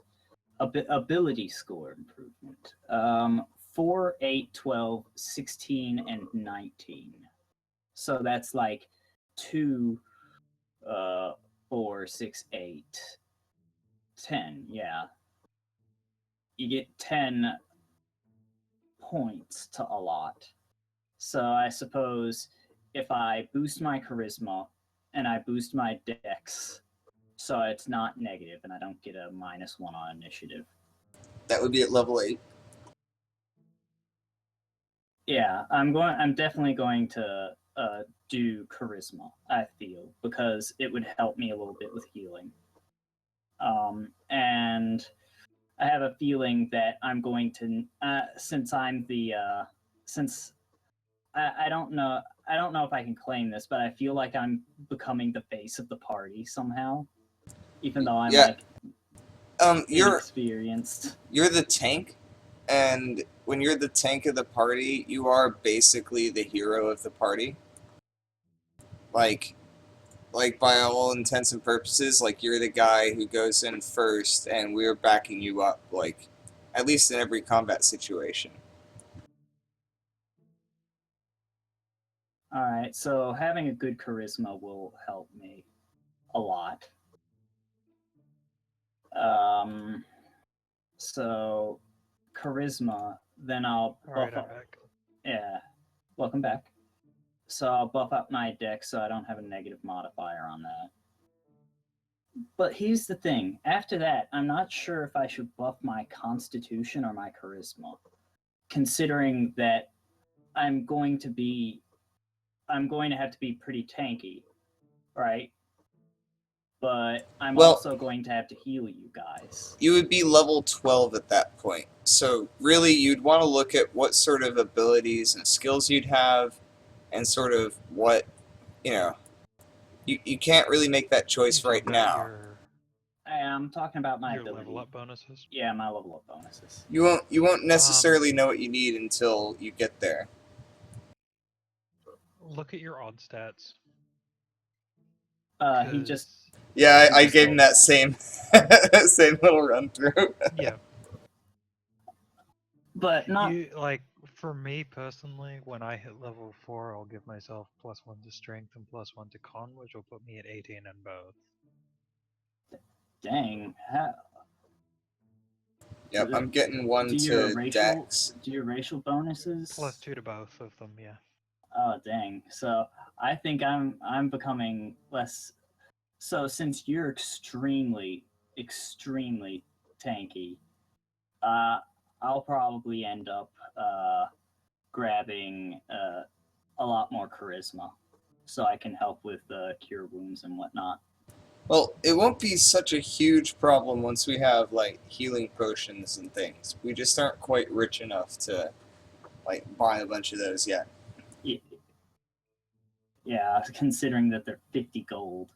Although one person in the party could probably buy a fucking crate of them.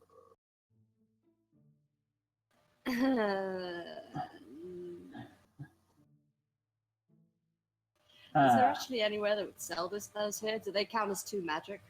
We'll have to ask DM when he gets back, but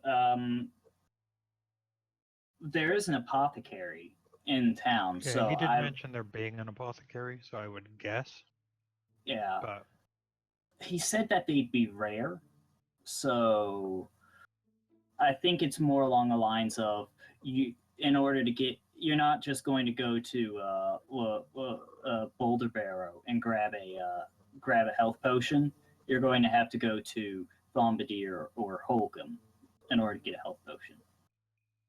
And something else to mention is, remember back in what was that small town in Melton? Boulder when Barrow. we went through the no in Melton back in our first. Oh, right, yeah. In a previous life. Yes, in a previous life. I cry every time. What's it called? The priest there had 2 health potions, but the gunslinger didn't grab them because he thought it would be stealing. Oh. Yeah. I don't know if it would have helped us necessarily, though, because it takes an action to drink one. And, like, that's assuming that you already have it, like, out. And, like, I don't know, that whole situation was just, it was bad tactics. We should never have sent the rogue first. The rogue should have checked the door, and then as soon as the door was clear, we should have sent your ass into that room first.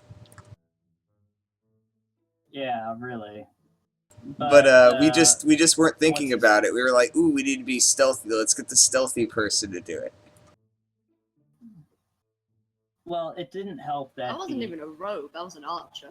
Yeah. Well, I mean, even so, you had high dex. You had a good chance of doing it. The thing is, like, yeah, you confused me. The thing that, remember, what was her name? I can't. Nimrod succeeded in stealthing in, but since the gunslinger demanded that he'd be behind her, he critically failed his stealth check. Well, I mean, that was just, that was just bad luck of the dice. A 1 is a 1. Like, if she had rolled a 1, it would have woken them up as well. The real problem is, like, I'm not sure. The best way to go about that probably would have been if we, once we saw them and we saw there were other doors, you know, I think what we should have done is probably, like, split up a little, like, or all go to check the other entrances. And then we would have had, like, a way to, like, ambush them, to, like, sort of split their fire between us instead of being sort of stuck in the little bottleneck. Yeah, and it didn't help that the only healing that we had was me with my 5 hit points of healing with lay on hands. Yeah, that's another thing. We should have rested. I mean, it was set up for us to rest. Like, we had a good chance to do it. We just didn't. And, like, if we had done it then, we probably, like, I would have had another heal ready to go. We wouldn't have had any damage, hardly. So, I mean, you know, it's good chance things would have gone very differently. But, you know, hindsight and all. Yeah. I mean, that's just things you learn from playing. Yep. The more experience you have with these type of games, the more you. Yeah, that was my first game, so. Yeah, you didn't realize what character you had. Like, you saw all of us getting, like, just destroyed because we were, like, you know, paper thin, like, really weak characters. And so, like, I guess you just figured that you were like us, and, you know, like, oh shit, I'm gonna get killed. You know, when really you had, like, armor that basically negated half of their damage most of the time and stuff like that. Well, there's also I assume that happened at level 1. Yeah, level 1. And oh yeah. It was at level 1. Everyone is paper thin, basically. Yeah. You get hit by one thing, which I had 13 health. Fairly easily. With my damage, I can easily roll 10 damage. I think is 10 damage is roughly the average for my attacks. So someone with 13 health is. Well, actually, I have heavy Not so armor. well I used the alternate. What was it? The alternate variant. The variant. Human. Human. So he had a human feat thing. he has the like heavy armor feat where his bludgeoning, piercing, and yada yada is reduced by 3 or whatever. Okay. Ideally, yeah. I don't know why. Like I think we were talking about this last night. I don't know why both parties approached from that same angle, but yeah, I thought that was kind of funny too. They did, and they were. One party was not equipped to deal with it. That was the basic.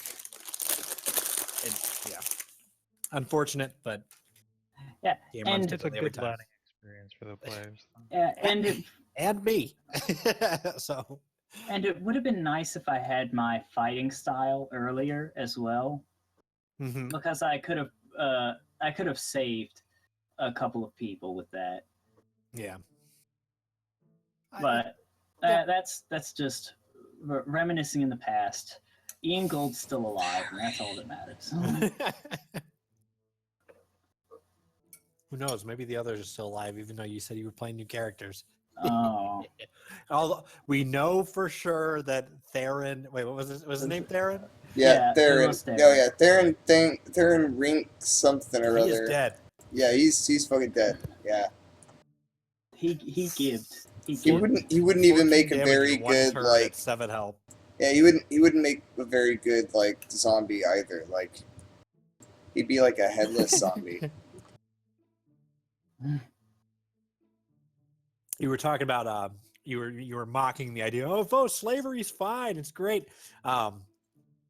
In my live game, my roommate plays. I think I might have talked about this before, but he plays a necromancer wizard that is chaotic good and is running under the logic that bringing people back from the dead is a good thing because we can use their bodies to do the menial tasks that we don't want to do.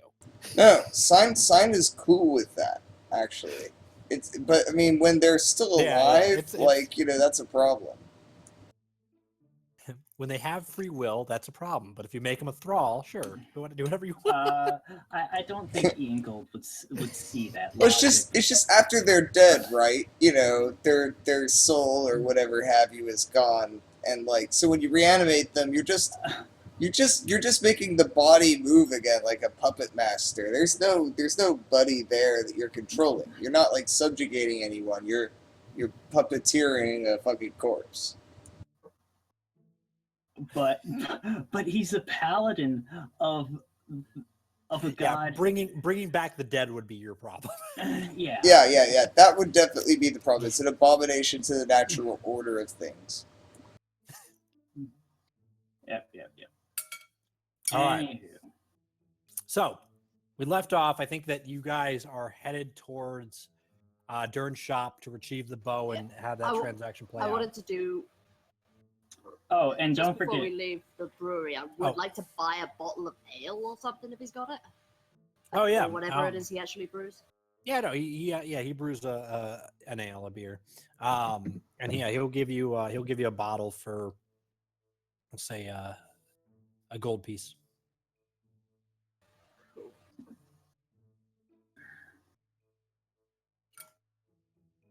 And something out of character.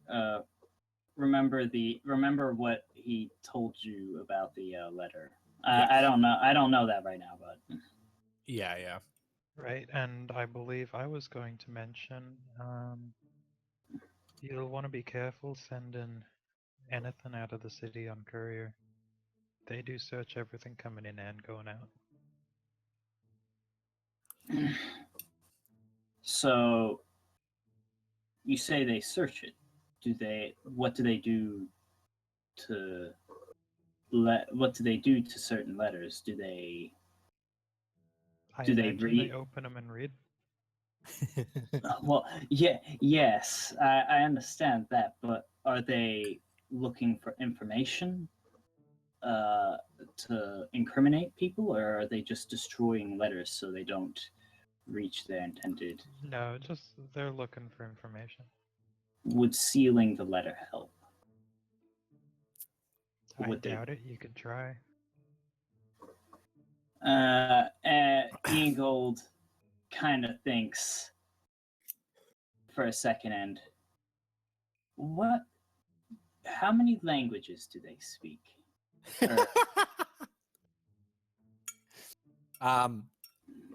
Dern, what languages do you? Well, you don't have to say this if you want. If you want a private message, you can. But if you want to give them, I mean, the normal ones that dwarves get are common and dwarven, of course. Yeah. I happen to have a third one, but it's not for. It's from a. It's from my background, so they could have any language other than that, depending on circumstances. Who these people are? And what would they do with the letter if they couldn't read it? No, I'm not one of them. You can tell Ian Gold has an idea brewing in his head. I gotta look at what. Oh. Curious. Okay. I didn't even have to look. And all of a sudden I was like, what language could he be talking about? Oh, wait a second. I know exactly what language he's talking about. I think everyone knows already. I speak. I apparently somehow have learned how to speak Celestial since I knew so. I think it's more of, you've heard like Celestial spoken sparsely. You know how to read it. Like, you're definitely a stronger reader than you are speaker. You can speak it, but it would be butchered if you were actually talking to an actual like deity. Oh. I mean, I know how to speak Primordial as my third language, so. It would be like this, in real life, how well do you know Latin? You've heard a few phrases here or there, so you kind of know how some of the words sound. But let's say you could totally read it, but you haven't heard any more than like what you've actually heard in your real life. Like that's the kind of level of understanding. Okay, yeah, that makes sense. So It would I be could weird, but probably, you could probably figure it out if you heard it. You could write one easily enough. Yeah, so if But talking would probably be. I'm probably going to write my father a letter in Celestial. All right. Obviously not in the middle of the street. But... Yeah, it's obviously not in the middle of the street. So I suppose we just go to his store. Yep. And Durin, as you kind of leading the way, you approach your shop. You do see Rogman currently working on what you know to be a current work order. He is slamming a hammer against a hot piece of metal. Has already got it started for the morning. As you walk in, he wipes sweat from his brow. He says, "Oh, well, welcome back, Darren. It seems you found your customers, or your customers just found you, I suppose." I will sell him the crossbow. Although we will need to make another one in the next couple days. All right. I think I used to have the plans around here. I could probably throw something together if you don't want me to do it, unless you'd rather you handle it yourself. I'll get you to make it, and if I have time, I'll come in and help. All right. Sounds well enough. And yeah, just so we are clear, I think it was it 25 or yeah, it was 25. It was a light crossbow, 25 gold. Yeah. It is since this isn't the this isn't the one that we ordered. It's the one that was on stock. Is this a light crossbow? Yes, it's a light crossbow. It does happen to be, through circumstance, a light crossbow. Thank goodness.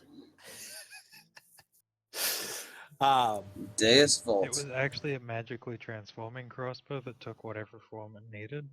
Oh, okay. But you need to know the word. And unfortunately, it's in Primordial. It's the bird in Primordial.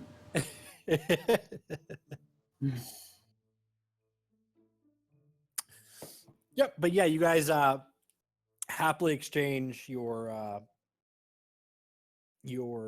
money and object, getting your new. Oh, and I think that he would give you. You would probably have a few bolts on hand. We'll say 20 bolts on hand, if she wanted to purchase those. I imagine so. Yeah, I think I'll need them.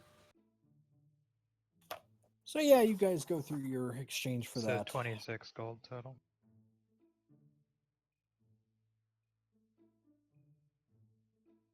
All right. But yeah, as you finish this exchange, you are free to do what you do.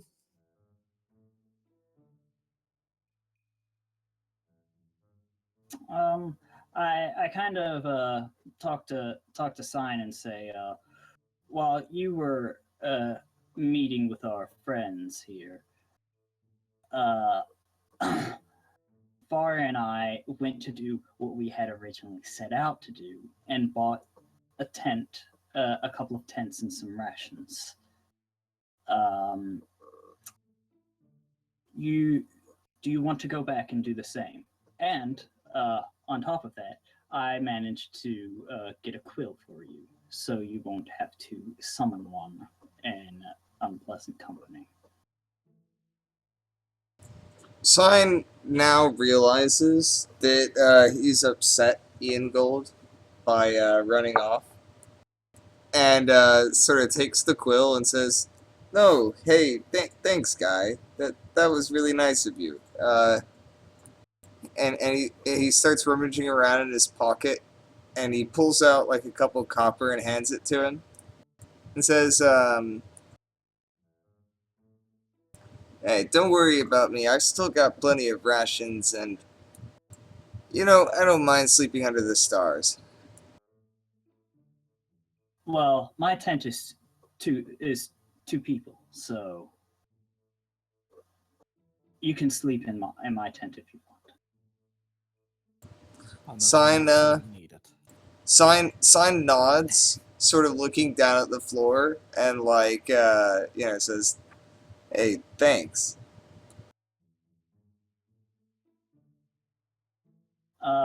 And before we do anything else, how much did my order cost? Was it 3 gold and how many silver pieces? It was 3 gold, 5 silver pieces. Okay, so I'll be 2 and 20 minus 3 because I'm an idiot is 17. All right. Alrighty.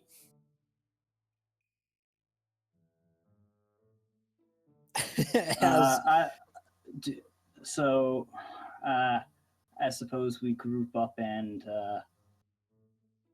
where are we headed next? We needed to make a trip to the apothecary. Actually, yeah, we need to make a trip to the apothecary, and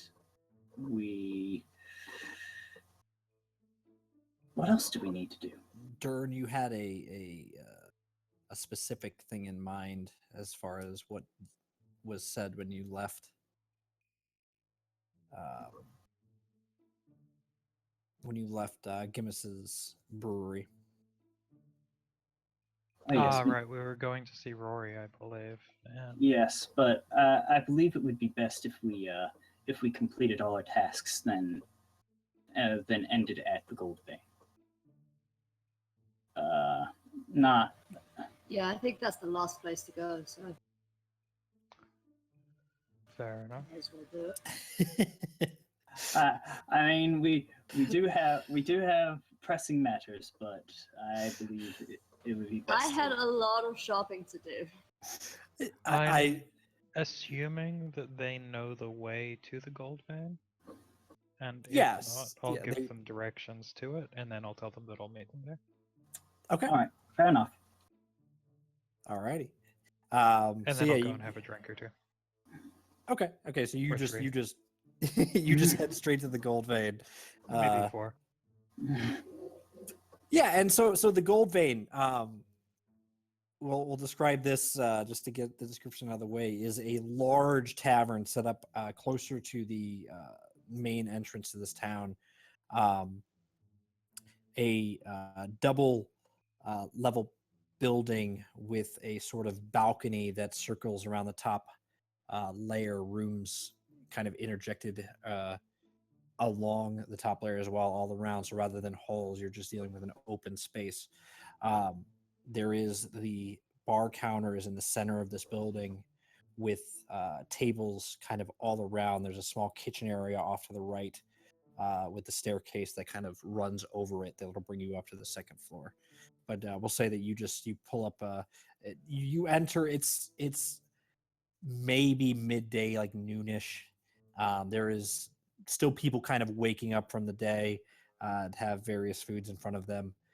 But the bartender there will happily serve you ale as your heart desires. And you would know this, the bartender or the person that is working the bar currently is the name I had given earlier, a woman by the name of Tavaz Saugum. Just so I can't, since I already heard it, what's her relation to Rory? Employer. Yeah. She owns the Gold Vein. And what does Rory do again? Rory is just a barmaid, kind of helps out with various tasks around the bar. All right. While Fari and Sign are looking around in the apothecary, Ingal's just going to look around and allow Cole to go to the bathroom.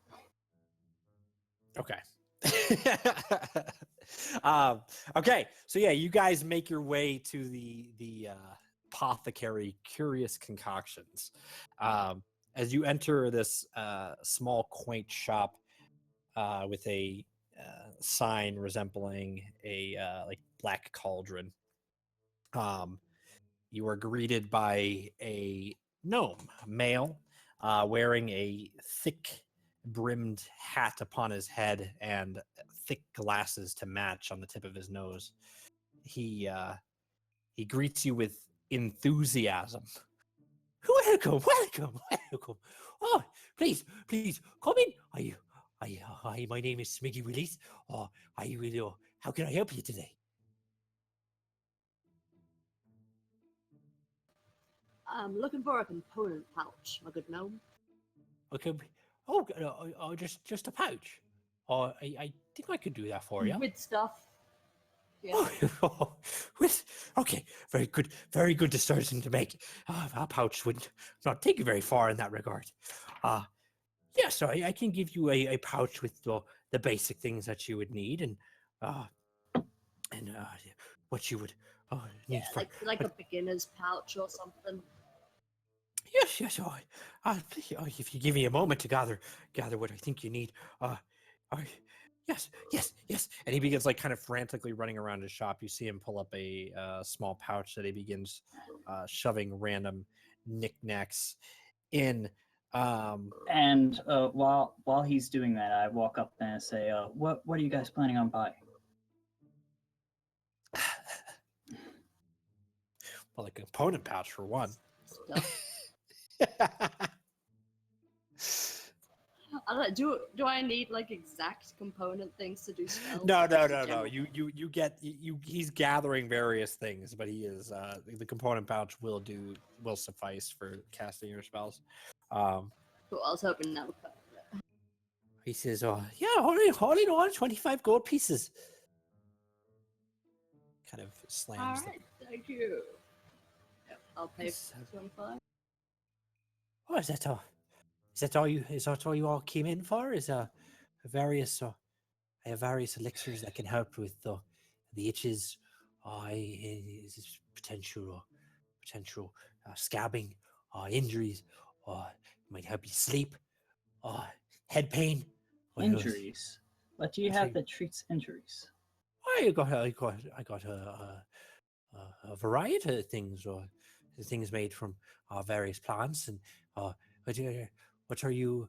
Are you looking for something specific, or broken bones, or illness, or what are you looking for? Health potions. Do you have any? Just generic cure-alls, eh? Mm-hmm.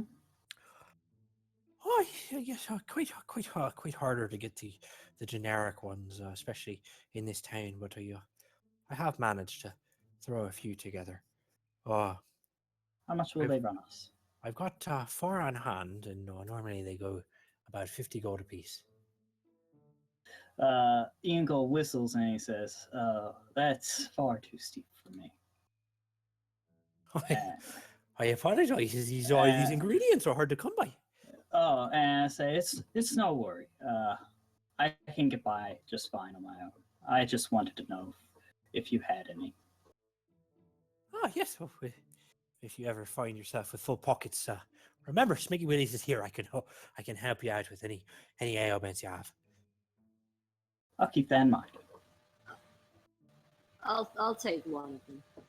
Oh, wonderful! A potion for the gnomish lass. Here you are.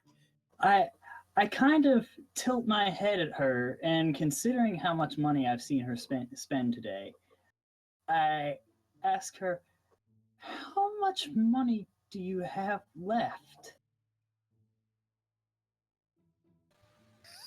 I don't see how that's any of your concern. That was the exact thought I was having. And Eagle kind of looks away, kind of confused, and shakes his head. Sign is just shaking his head at you. Just, I can't believe you would ask that sort of.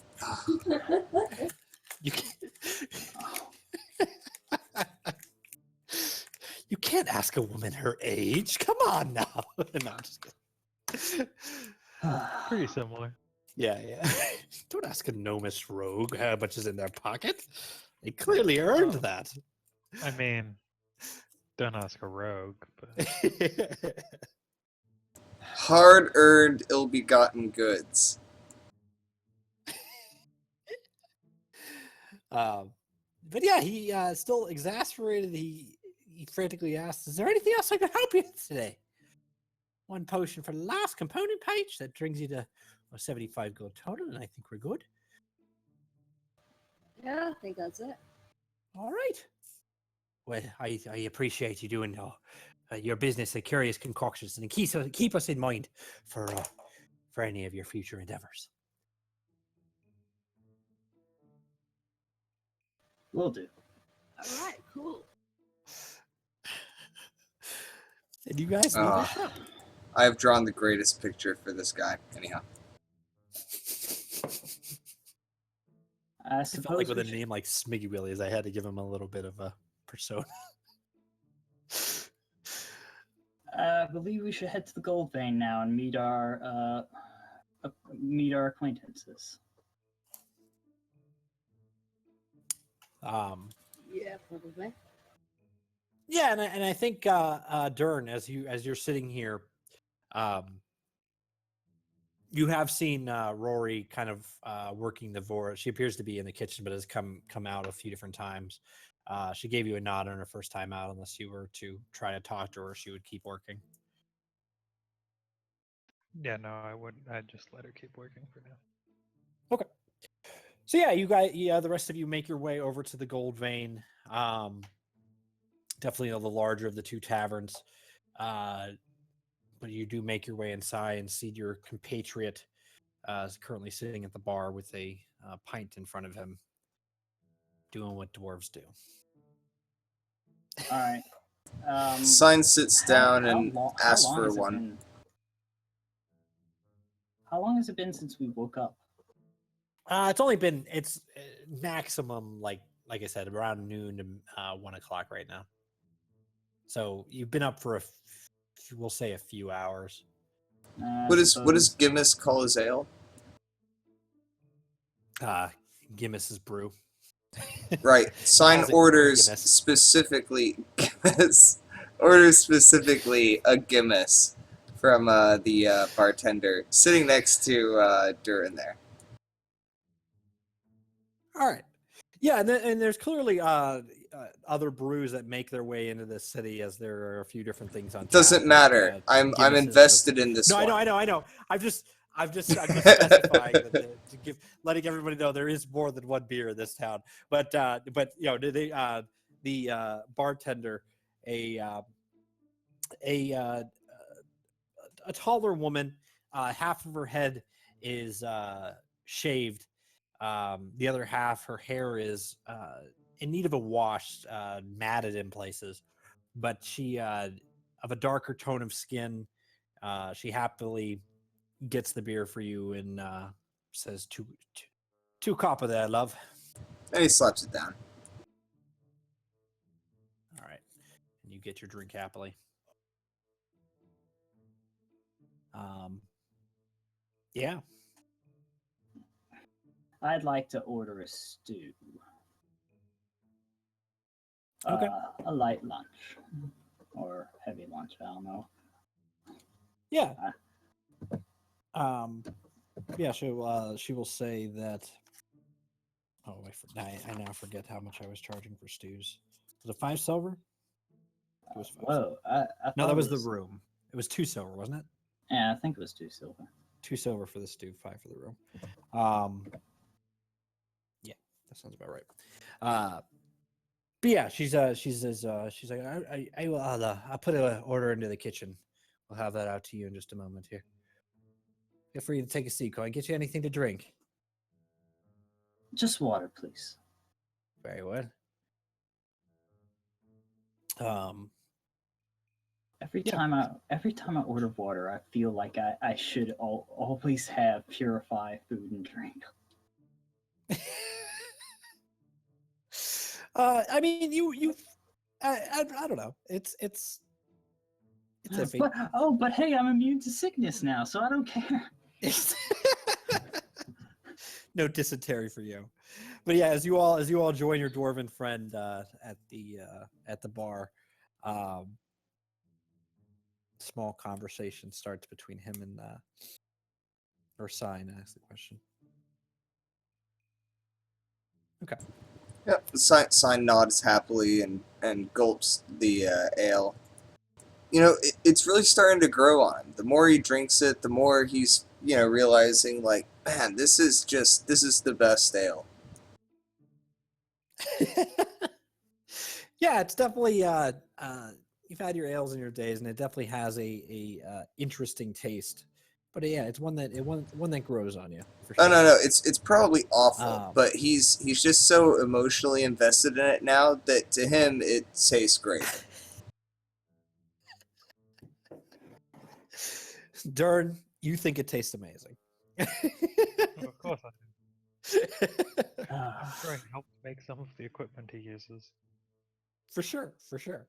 Ian Gold is wondering if lay on hands cures hangovers. There, that Something you would one have to sect try. of monks who, follow the, chaotic good trickster god of like life. They go out and they get really, really drunk. And then like they lay on hands each other in the morning to cure like the hangover. Just a whole sect of party monks. That sounds.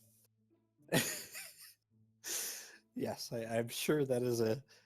That could Out in easily a be a thing in distant this world. tropical island somewhere that nobody has discovered. Yeah. But yeah, so a little time passes as you guys are sitting at the bar. The bartender will acknowledge you, but unless you try to maintain conversation with her, she just kind of goes about her business. Um, eh, after a couple of minutes, you do see a female individual bringing. Sorry, my mind blanked there. Bringing Ian Gold's stew.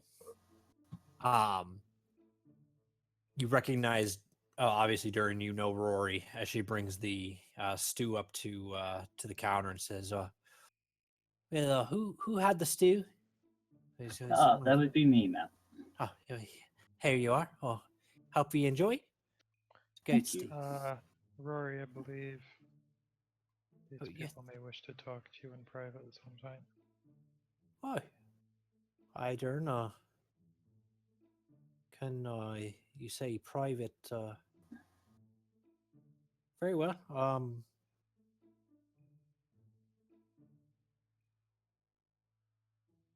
Hey, Tavaz, you mind if I use one of the rooms for a moment or personal business? And Tavaz just says, "I just grab one of the keys. You know where they are."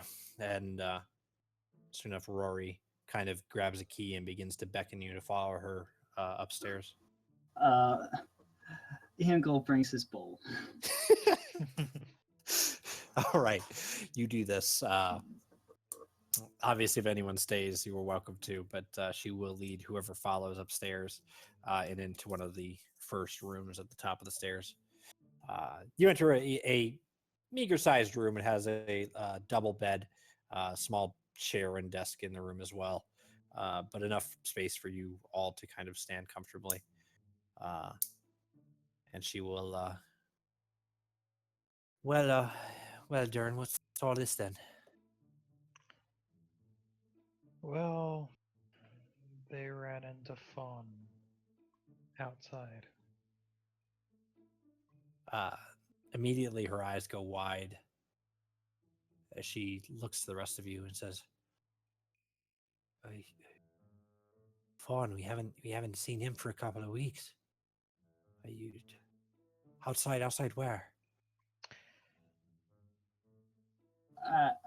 Outside on the surface. He. I don't know how to tell you this, but he was. He got. We met with him on the road, and he was crazed. He was desperate to run away. He handed us a letter that we were supposed to give to you. However, the letter was confiscated from us. But as for your friend, he ran away from us. Like he Did he sprinted away. you said he was you said he was not in the right mind. Did he look physically all right? He was covered in dirt. His clothes were rags. He looked like, considering what we've learned about this place, that he might have been in the mines.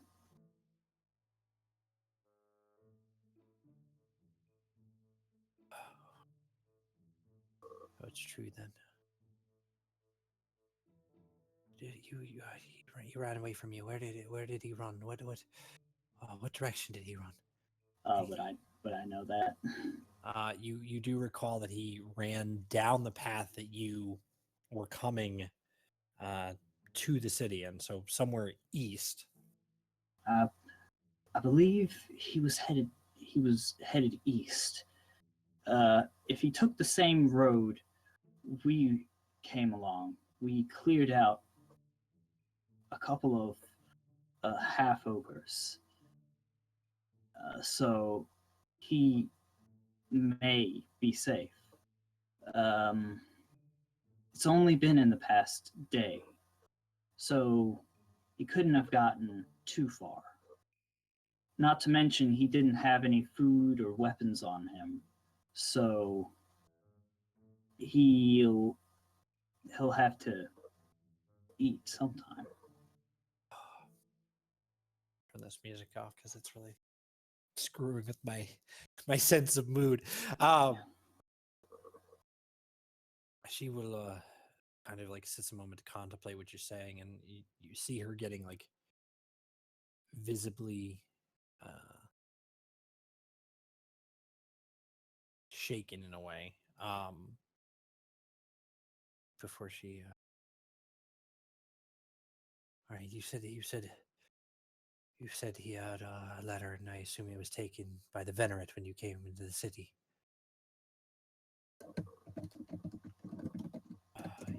You need to hide things like this. Darn, this is proof. This is proof that there's. Letter. Well, if we can find Fawn, he can take us to the mine. That too. If we can,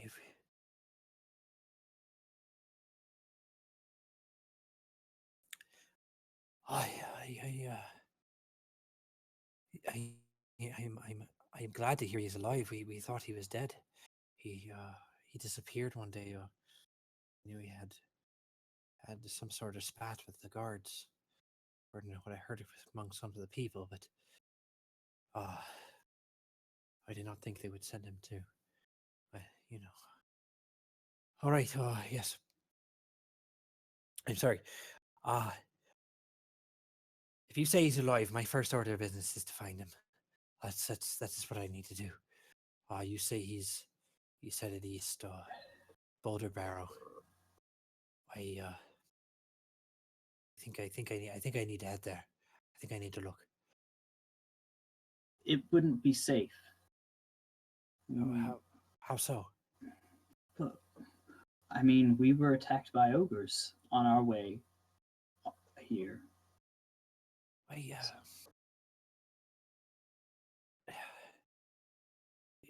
If you say that you got attacked by ogres and you dealt with the ogres, you say it's not safe. If he made headway alone, if he felt that the trouble here was worse than the trouble out there, then I feel the same way. We need to find him. He is the answer. He is the one that can shine a light on on what these nobles are doing to the people of the city, to the people of this country, the people in general. It's not right what they do. Would you want us to come with you? I'm not going to put you out of your way. I can make my own way. If you're heading that direction and can offer me some sort of protection, I might be able to send a little bit of gold. Admittedly, I don't have much, but well, we do have to. I have to send a letter to Holcomb and be back here for a response. There's an individual downstairs that could get that letter to you, a letter to Hogan for you. All right. I must. How long does it take? How long does it take to get to Boulder again? It's about 2 days travel. 4 days round trip. Depends. Day and a half total. It really depends on how quickly you move. All right. Now that I think about it, we also Ian Gold sighs and says, "Now that I think about it, we did promise we would help someone down by Boulder as well. We left in quite a hurry." Yeah, like I said, I'm not going to put you out of your way, but if what you say is true, I need to find him. He can take us to these mines. I will need a day to get things in order, though. Sign. Sorry. What do you think? Yeah, I could happily go back to Boulder. Sign's downstairs drinking still. Oh yes, I Sign remains to have another pint, and they do serve you pints as well. Interesting. Yeah, rather than taper off too much, we'll just assume that an individual comes and begins to make small talk with you. A dwarven individual, just people sitting at a bar. Sure. Durin, what are you going to do? I'll go to Boulder. I need to see this over. All right. So, I look at everybody and I say, I suppose that's settled. We head for Boulder again. Smash cut to Sign having a drink going, "Woo! I never want to go back to Bold. No, I'm just joking. Sign will be very pliable to the idea.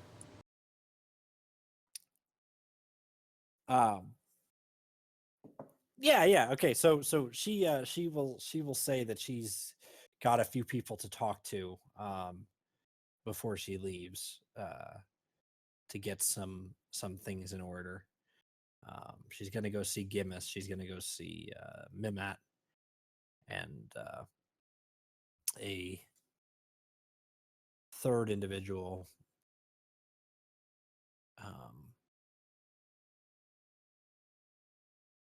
By the name of Saros Brighttoe. All right, if she's heading out, then I suppose I will go down to Sign and ask him for paper and ink again. I think what she will. Sorry. So one thing she will ask before she leaves. Did he say anything in regards to Kopnik Maleta? I don't believe so. The name sounds really familiar. You're not here. No, I'm not. Gosh.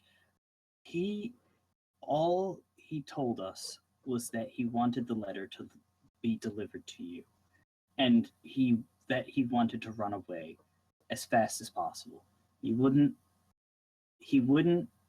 allow us to protect him. He wouldn't even take a ration from us. He wanted us to deliver the letter, and then he wanted to run. And that's all he conveyed to us. right.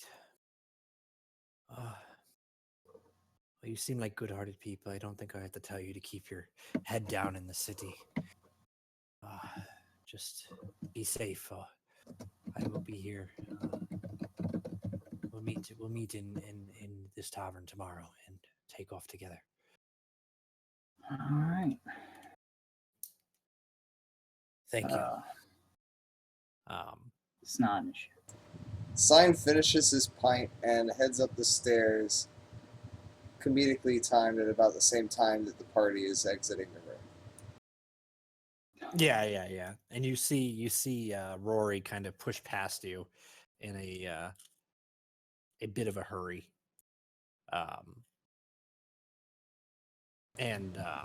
Whoa, hey, the what'd rest you of them guys kind do of- to her? Maybe you would know if you had paid attention a little.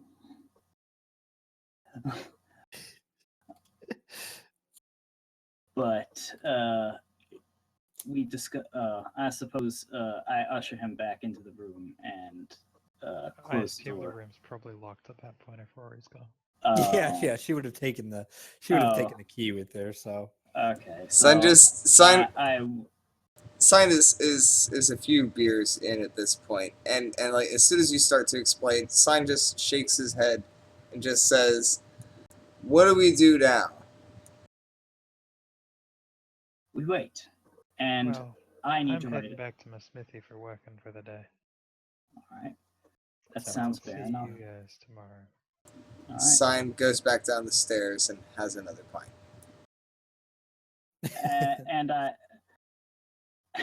And I follow him and I say, as for me, I need to write a letter, so I'm going to need to borrow that quill I got you. Yeah, he'll hand him the quill, the ink, and some paper from his journal. I only bought the one. I only bought the one because I figured that I wouldn't particularly need it.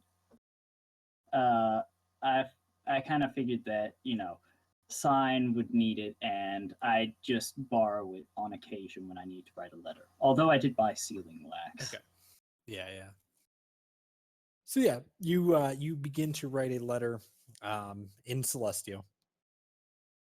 Does it have any adverse conditions to being read? Like, because I remember people joking around about reading Celestial and hearing Celestial. No, I mean, it's just it's a script as basic as any other. Okay. So there's not like somebody's gonna read it and all of a sudden they're gonna go, start bleeding from their eyes. Ark of the Covenant, like they just start melting. Yeah. Yeah.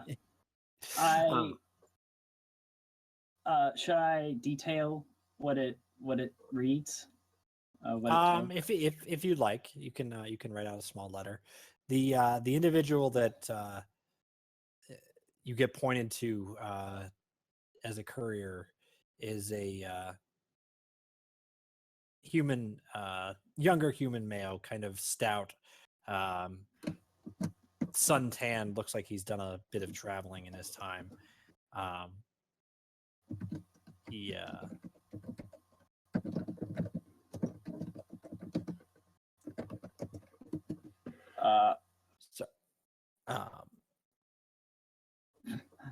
sorry. So a person by the name of Eom will offers to take this letter for a sum of gold. I'd like to make an insight check to see if he's not trustworthy.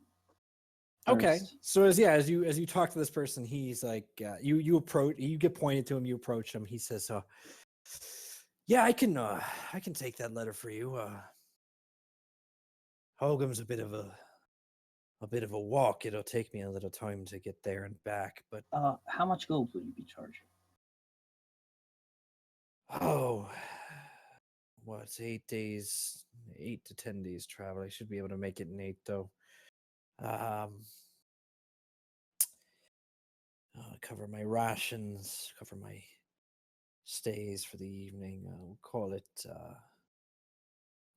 15 gold.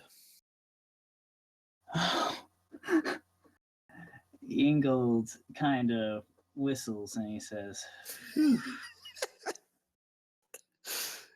Is this anywhere nearby he- me? Like, is it within earshot of the bar? Yeah, we'll say that he's out in the bar area, so you could be hearing this. Sign stumbles up to him, now most of the way through the next drink, and fumbles around in his pocket and hands Ian Gold 5 gold. I nod to him and I say, "Thank you, Stein. I appreciate the gesture." But Whoops, and then I accidentally acid splash you. No, oh, God. That's the only thing I need. Oh yeah, we definitely don't need you, cat. Are you acid splashing him? no. It was a misclick. In the middle of the gold vein, I'd like to cast acid splash at my ally. Seeing that he's extremely drunk right now, I tell him I appreciate the offer, but I'll cover this right now. You keep your gold and hopefully you don't spend too much of it on drink. Sign straightens himself up tall, and tries to act sober and falls over. He's not passed out, but he just loses his balance. Yeah, it's just he's trying to stand as straight as possible before he's like, what? I extend my hand to him and how noticeable is lay on hands? Is it able to be cast in front of people without being noticed, or? Wait, sorry, I had muted my sound. What are you trying to cast? Lay on hands. Is it? I'd require a stealth check to get it. All right then. I'm not gonna try that until later. No, sign could just be drunk. Yeah. I'm going to extend my hand and just get him up. Damn it, man! I've been working on that drunk all day. Now I gotta have more. But yeah, you help him. And then I get out my pouch and I reluctantly count out 15 coins. Did you want to make you mentioned making an insight check? Do you want to do that? Oh yes, I suppose I should do that beforehand. Seems trustworthy enough. All right. I fork up the cash and 15 gold.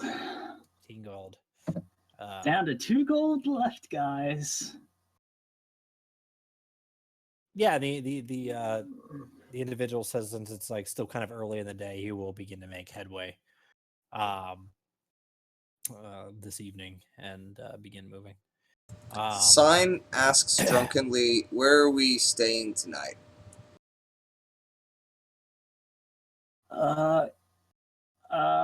Is the are the inns both the same cost? Yes, yeah. Did Sign ask me this, or? Yeah. Yes, Yeah. All right. And say, well, I suppose, since we have business to do here tomorrow, staying here would be the best bet. But we still have daylight to burn, or I suppose cave light. Yeah, Sign looks very unsteadily at you. He's just kind of willowy, shifting sort of back and forth a little bit. He's just sort of staring at you as you say this. He's kind of blankly. Can I rent a room during the middle of the day and still have it last till the evening? Yeah, they'll give it to you for 24 hours. All right. I'd like to say, I'd like to ask one of the barmaids if I could rent a room. Sign go for it, sign 5 says silver like for I can pay for it. I just need to know which inn to pay the money to. This inn sign. Excuse me, fine tavern lady. I would like to buy 1 room for the day, please. Hi. You've yeah, that's fine. You not one to hold your alcohol apparently, but yeah, here's He's like unbeknownst to Big her. He's fella, like can you- 6 drinks in right now. Like he's he Yeah, doesn't drink yeah, that yeah. much. in her perception, you've had 2 and you were gone. Yeah. uh, yeah, she gives. I think she will take your money. It's 5 silver, but she'll give you the key to the paladin to kind of lead the way for you. And Okay. she points the you to the right room. I guess at this point I will ask, like, semi downtime, Fairy and Ian Gold, if you have anything else you want to be doing with the rest of your day, let me know. Like, I was pondering going like before all of the information came in, I was pondering going to the Temple of Morden and looking Okay. at the, like, maybe discussing with the Temple of Morden about the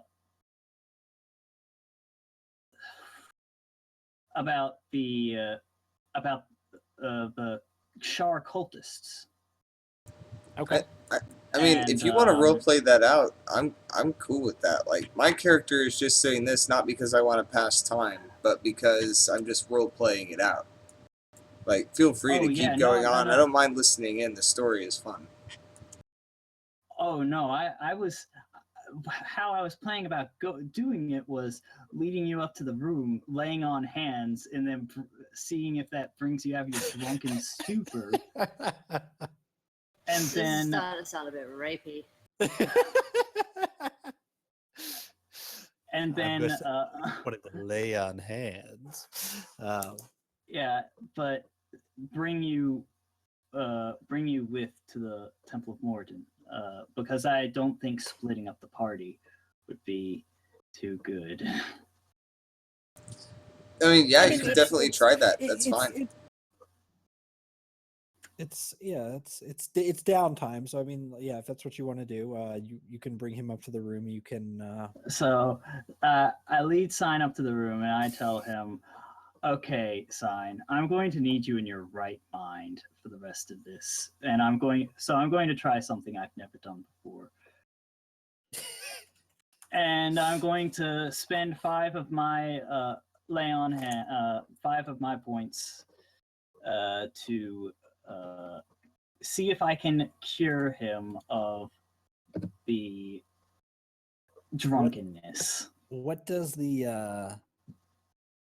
do you have that ability on hand? Lay on hands. Your blessed touch can heal wounds. As an action, you can touch a yada yada. 5 points to cure the target of 1 disease or neutralize 1 poison affected. So yes, because the alcohol would technically speaking be a poison, I will say that you're spending 5 points of lay on hands will remove that from his system. Yeah, So yeah. speaking of drinking alcohol, I probably should roll a save for that. I will give you advantage on your save because you automatically have advantage for being a dwarf. Yeah, exactly. It's a poison. For the most part, I think you're pretty good at. Yeah, he's got this. It takes a lot to get a dwarf drunk. It takes a lot to get a drunk dwarf. Well, that too. Okay, so yeah, I think that the lay on hands happens, and I'm gonna refresh my thing here real quick.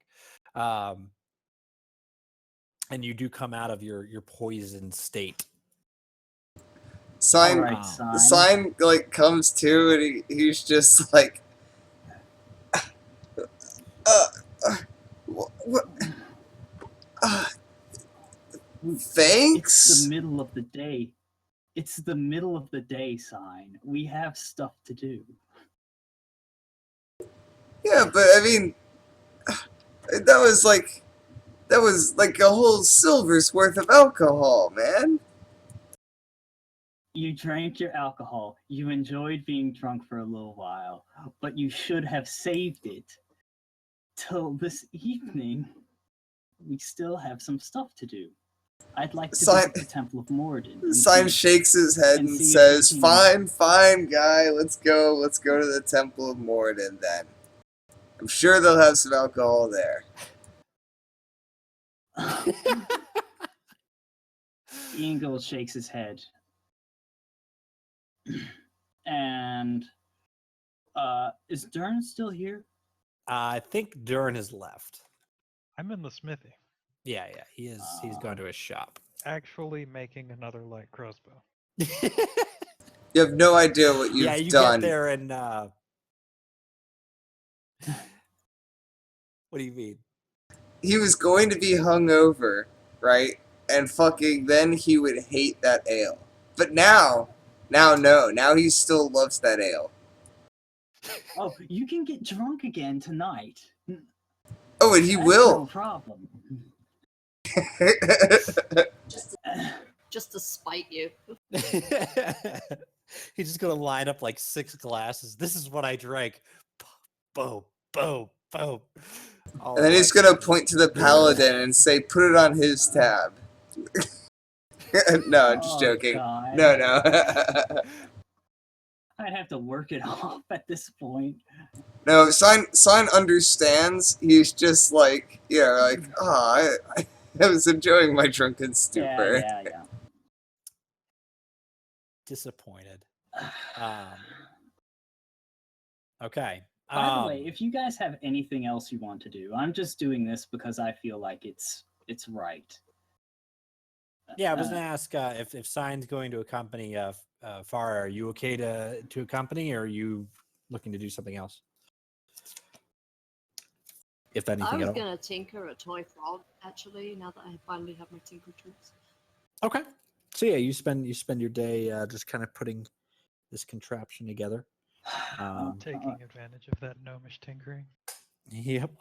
All right. I suppose seeing that she's tinkering, I'll leave her behind in the inn. I don't. I suppose it wouldn't hurt to have her back in the inn.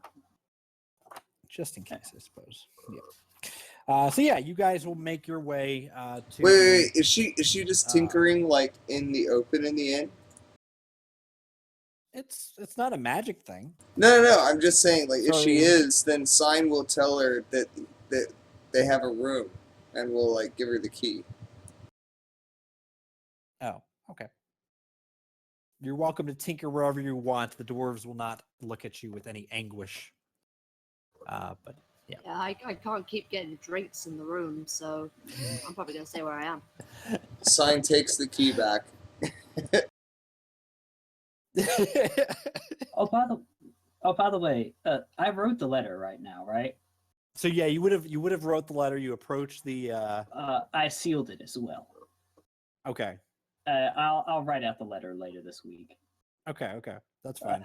We have 8 days until it comes back with a response. So Sign Yeah, falls into a coma for 8 days.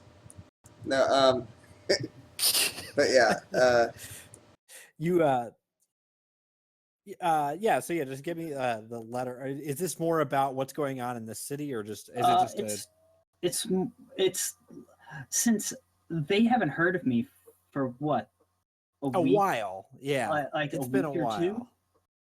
It's been at least a week. So probably about a So- week and a half or 2 weeks. I'll write out the exacts of this letter later, but I'm going to tell my father about the about the town and the cave full of goblins and about how I failed. But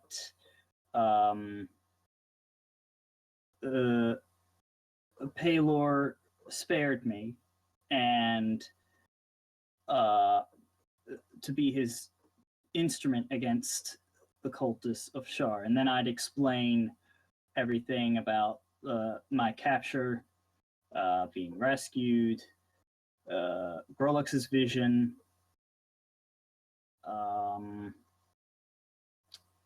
and coming here and the slavery here. I'll write out exactly later, but I don't want to waste too much time describing. Do you I guess do you tell anything to the courier? I'll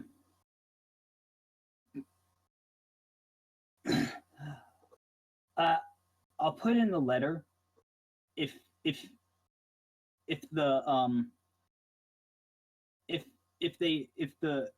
my father receives the letter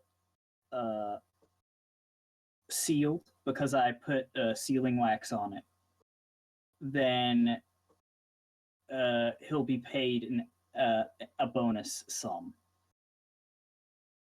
Okay. So I tell him, if this letter reaches my father unopened, he will reward you. I will try my best. And that's that. We'll see. Okay. So yeah, he takes off for the day. He's gonna do his best to get that done. If I were you, sit in the bar tinkering away on your frog. I am gonna do things a little out of sequence here. Yeah. So you guys approach. You are headed towards the temple, but I'm gonna go to.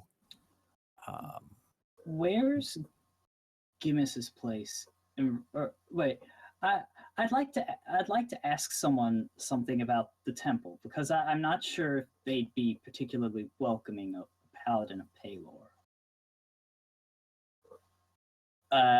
Should I try and flag someone down, or should we just continue? I think if you do the generic, the not so much generic, but the answer that you get is that they're not sure. You would have to talk to one of the acolytes of Murden to see if there's any sort of spite between Paylor and Meriden, or if there would be any sort of disgrace.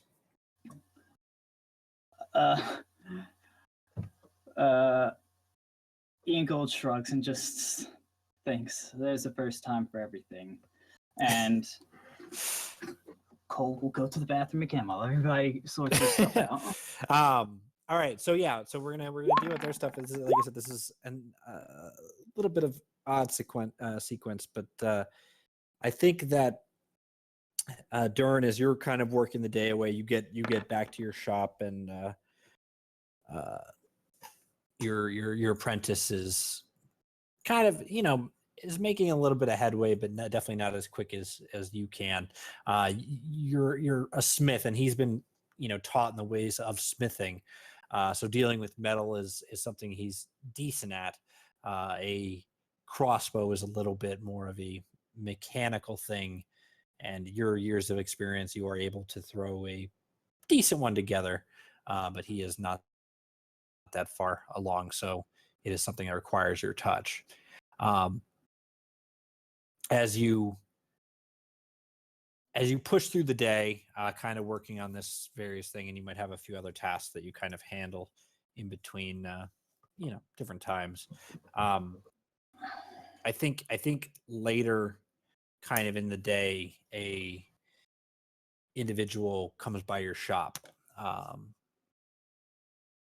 Someone that you recognize, a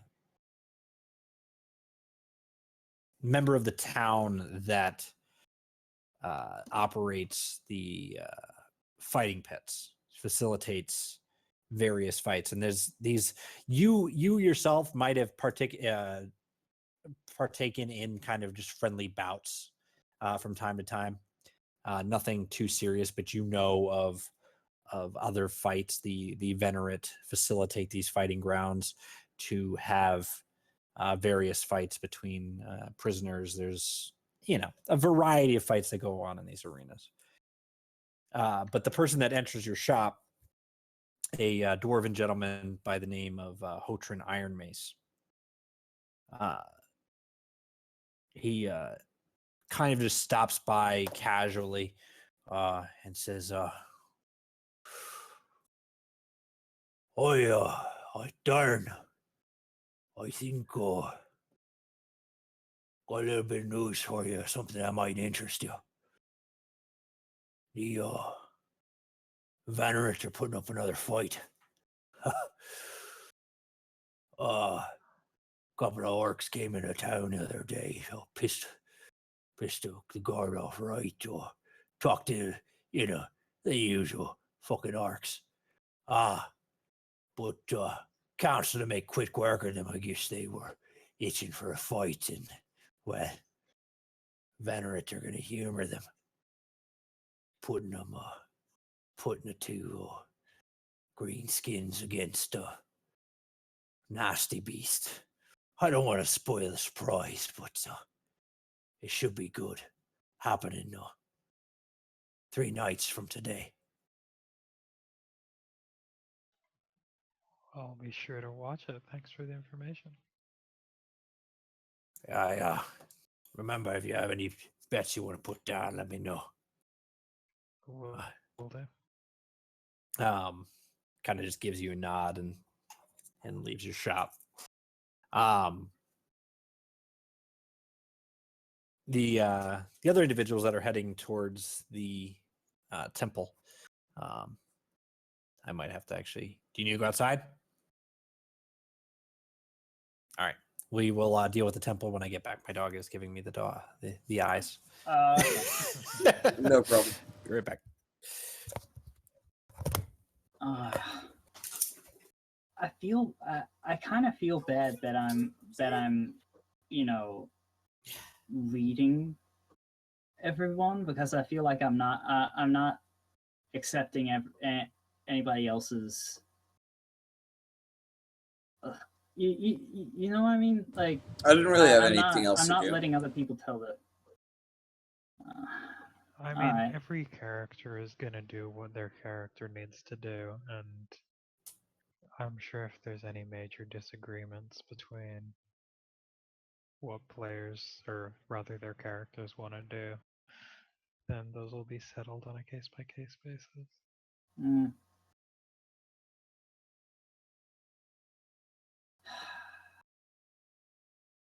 Basically, just don't second guess yourself so much. It's cool, man. We wouldn't go along with it if we didn't want to. Just go into your character's mind, do what they would do, and hang the rest of it. Right? Like, if your character would do something, then not doing it for any reason is just Stupid. sort of. Yeah, like that's why I'm heading to the Temple of Moradin. Because Ian Gold's really invested in defeating Shar, and he's willing to, pull on any resource, almost. He's willing to pull on any resource in order to, like, get information, get, like, any help regarding defeating Shar, since she's the antithesis of his god. And I figured if the Temple of Moradin is really such a bunch of nice people, they wouldn't like Shar.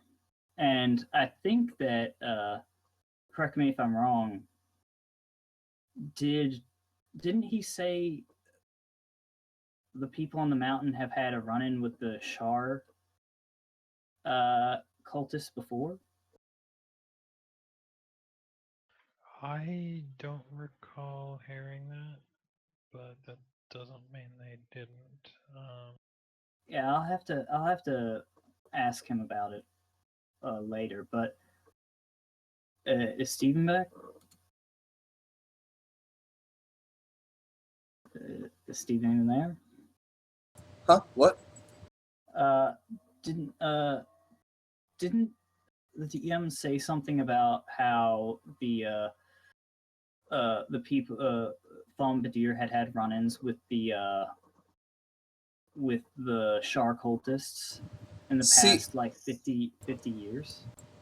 I mean, I think maybe a long time ago, but not recently. Like, I feel like I remember making that I will. assumption and then being told that I was incorrect.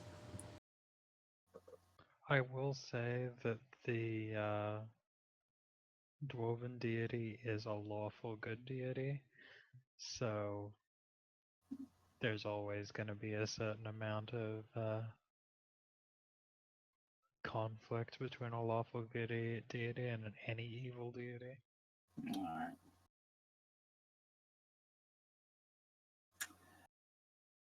All right. Fair enough. I'm really glad I finally exploded my my explorer's pack, because I all of like all the I'd have to manually go in because I used the SRG to fill in the item, so all the things were inside the item instead of being listed out. So now it's a whole lot easier. I went through the player's handbook and just found all the items inside it and then wrote them down separately with their weights. Yeah, I should have done that from the get-go, but I figured drag and drop was the way to go. There is one thing that's irritating me with my sheet, and it's that it's saying I have 1 pound of ammunition, but I don't have any ammunition whatsoever, and that's just bugging me. I was let's see. Do you have any ranged attacks? The only ranged attack I have is a thrown weapon. If you doesn't explode that count out, as ammunition. well, like in the I don't macro like thing. I manually entered it, and Oh, I right. Yeah, have okay. ammunition set to 0. Well, shit. Yeah, I have no idea then. That's why it's bugging me, because I have all the slots where I could have ammunition. I've got 0.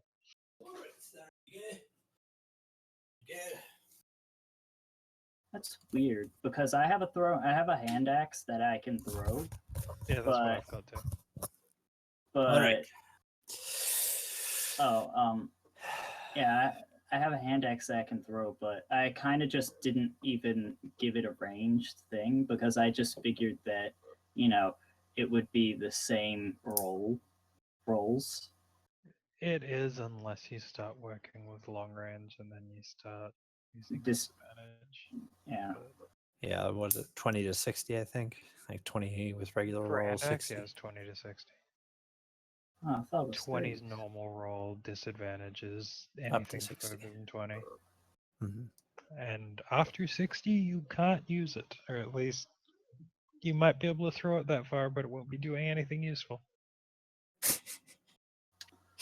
It slowly tumbles across the ground towards your target and hits him in the foot. No, it more just hits the ground and makes a lot of noise. So I suppose you could use it as a distraction. All right.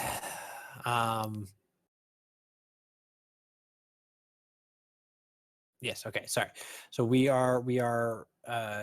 have Ian Gold and Sign heading towards the Temple of Meriden, and this is a large building, definitely the largest in this district, in the common district.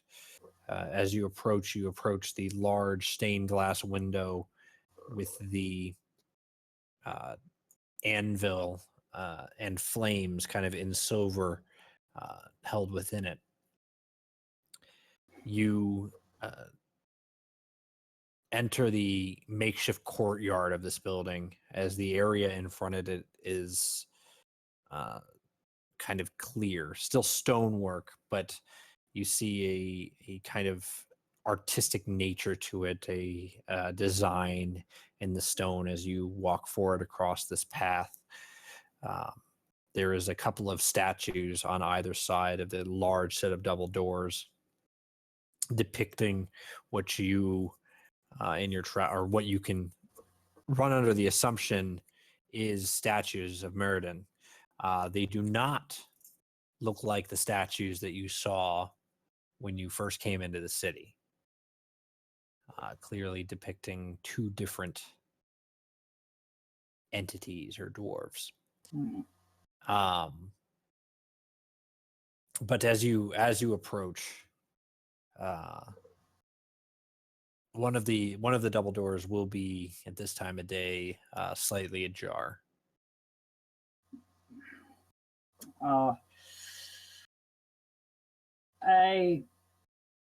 I turned to Sign and I asked him, "How do you think we should go about this? Should we just start out with the cultists, or should we? What do you think?" Well, hey, guy, I mean, I know they have a different religion than you, but I don't think it's fair to call these guys cultists. No. I meant, should we start out talking about the Shar cultists? Or should we talk about something else? I don't know, guy. This religious stuff is a little out of my league, but I guess find like the main religious guy and see if he believes the same things you do. All right. I suppose we'll just have to take it as they come. I just hope that this main religious dude is here today. And he isn't. Ah, what a shame. No, I'm just kidding.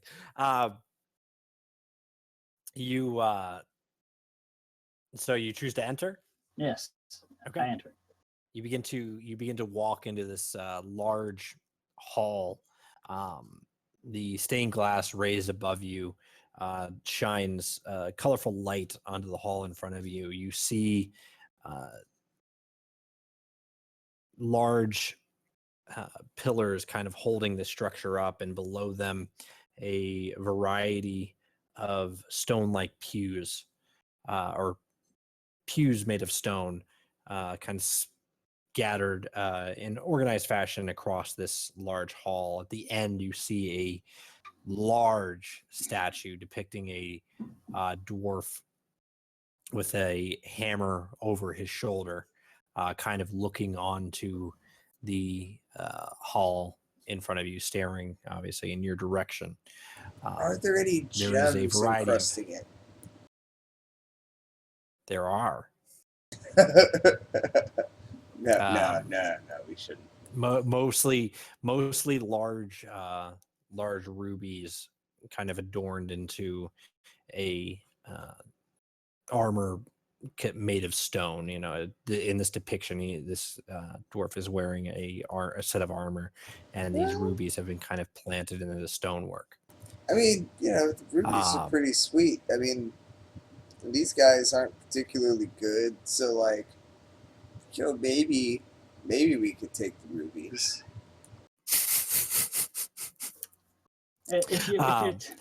As you're looking across the hall, there are several candles lit up, kind of along the sides, providing ample light to the room. You do spot a few individuals tending to different shrines held within this temple. At the far end, you do see two sets of doors on either side of the room. The individuals that are kind of working their way around are wearing earth color robes. One begins to approach you as you enter. A bald head, his beard well kept, a gray color tied into a single braid at the base. He kind of approaches you with a soft demeanor, and you see lines wrinkling his face, a deep blue eyes. As he stares into you, he says, "Hello there, humans.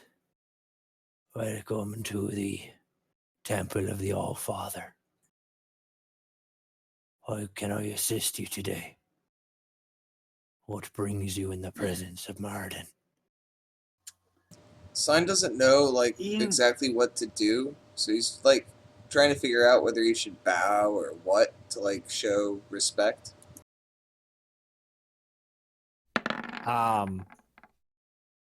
Oh, interesting. That nat 20. That's not a nat Yeah, I 20. mean- That's a 17. Well, sorry. Yeah, sorry. But a 20 nonetheless. Huh.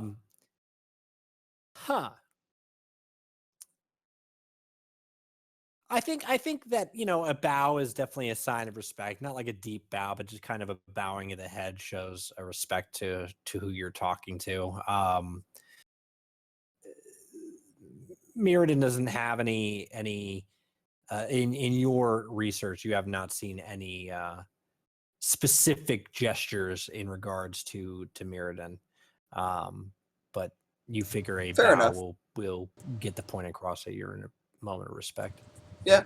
So when he basically greets us, he'll bow then. And the dwarf will bow his head as well. And seeing him do this, I'll follow suit. Okay. He says, "My name is Rha-Laidair.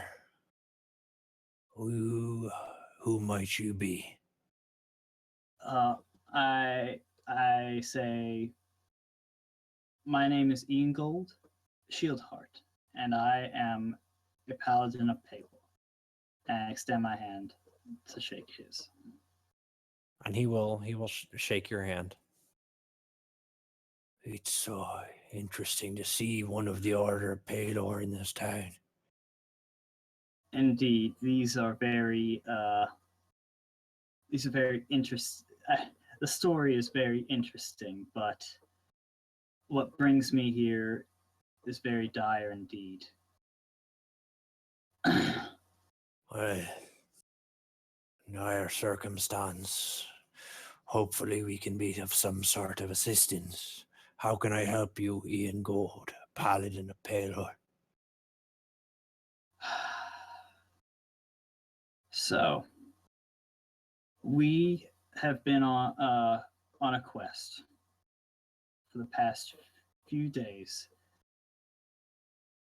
seeking out a cult in these mountains. We have decent reason to believe that a cult of Shar has sprung up in the mountains somewhere. And we have been seeking leads to figure out where these cultists might be gathering, so we might take them out, because they seem to be in a position to summon Shar herself to the mortal plane.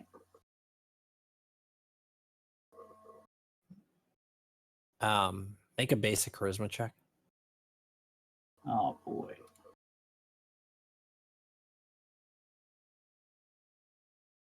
He says, kind of eyes of understanding look at you as he listens to what you were saying. He says,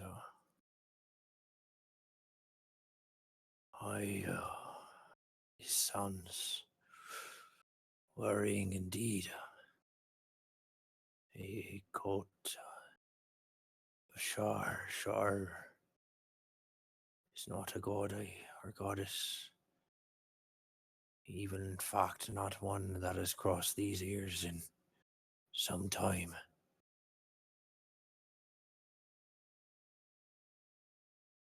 You say you seek out to stop these cultists. Indeed. I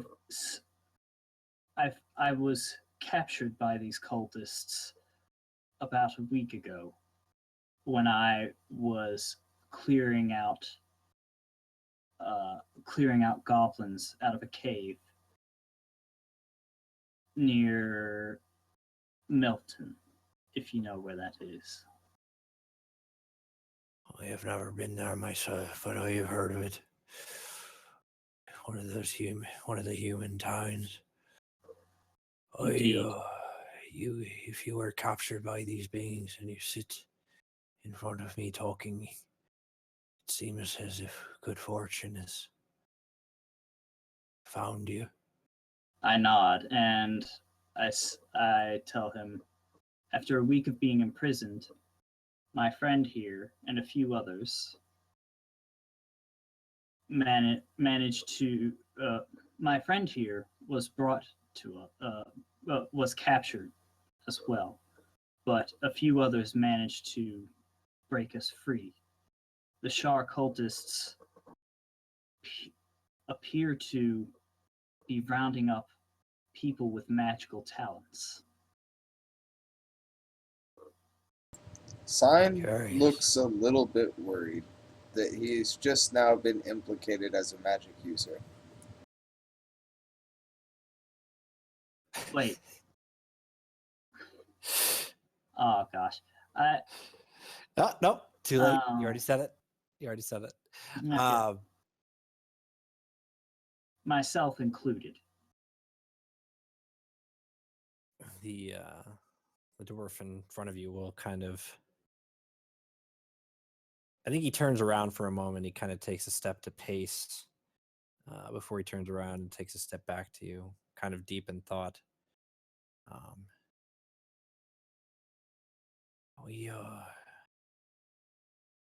This is most worrying indeed. If there is evil brewing in this mountain, it's not something that. Well, it's not something I imagine that you would stand for any less than myself or Mardin himself would stand for. I shake my head and frown, and I say, I have utmost disdain for anyone who would worship such a being.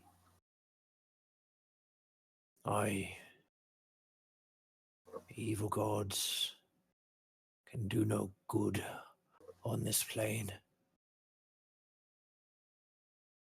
I would ask if you had any knowledge of where these cultists reside within the mountains of Meriden. Unfortunately, no. All we know is that they are holed somewhere up in the mountains. They are.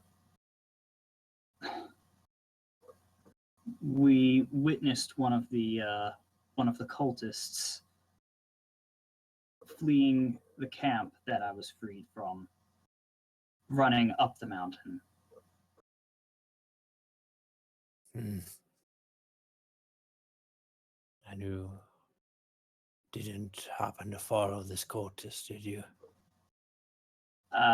Unfortunately, no. No, you fucking. God damn it. Sorry. out of character. Just We wanted to head back to town. I mean, like. No, I'm just going to quietly bleed in the corner. It's fine. Just oh,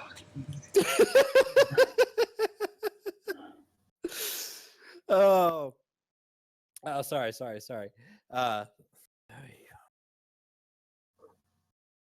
If what you say is true, and these cultists are gathering magic users for some means, summoning the god of Shar in some manner to this plane, well, I know where Mirrodin would stand on this front, smiting and purging this evil from his mountains, and ensuring that Shar had no influence on this plane any longer. Yankel breathes a sigh of relief and sign vows.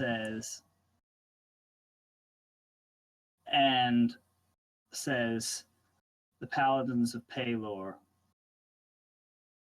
are equally as eager to cleanse these mountains of Shar and anyone who would stand with her.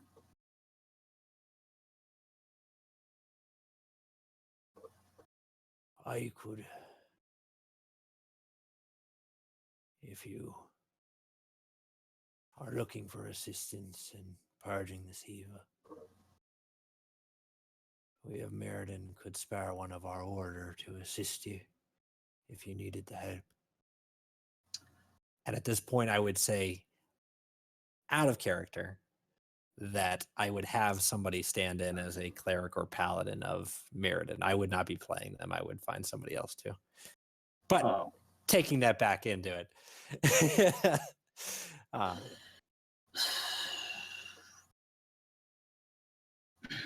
I appreciate the gesture, but right now we have no idea where we can't find anything relating to this cult anymore. They've just seemed to up and retreated into the mountains. They are keeping a very covert operation going on. They're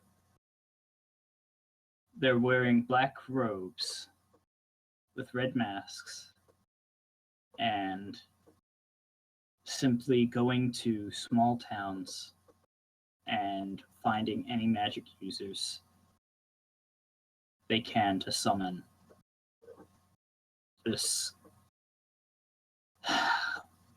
abomination.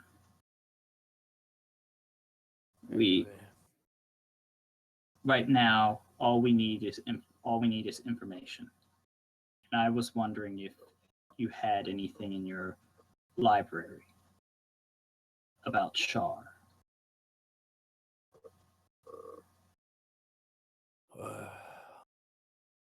We might have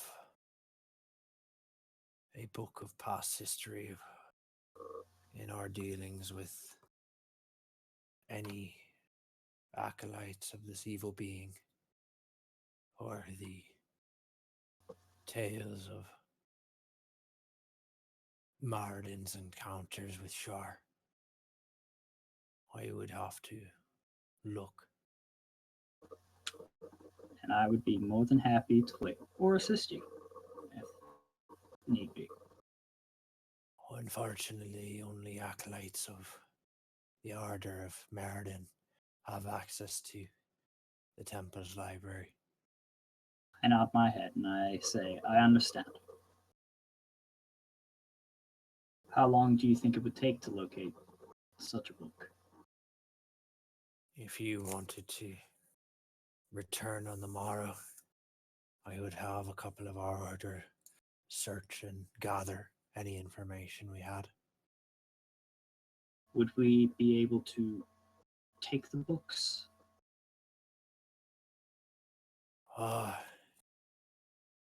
Unfortunately, no, but we could get a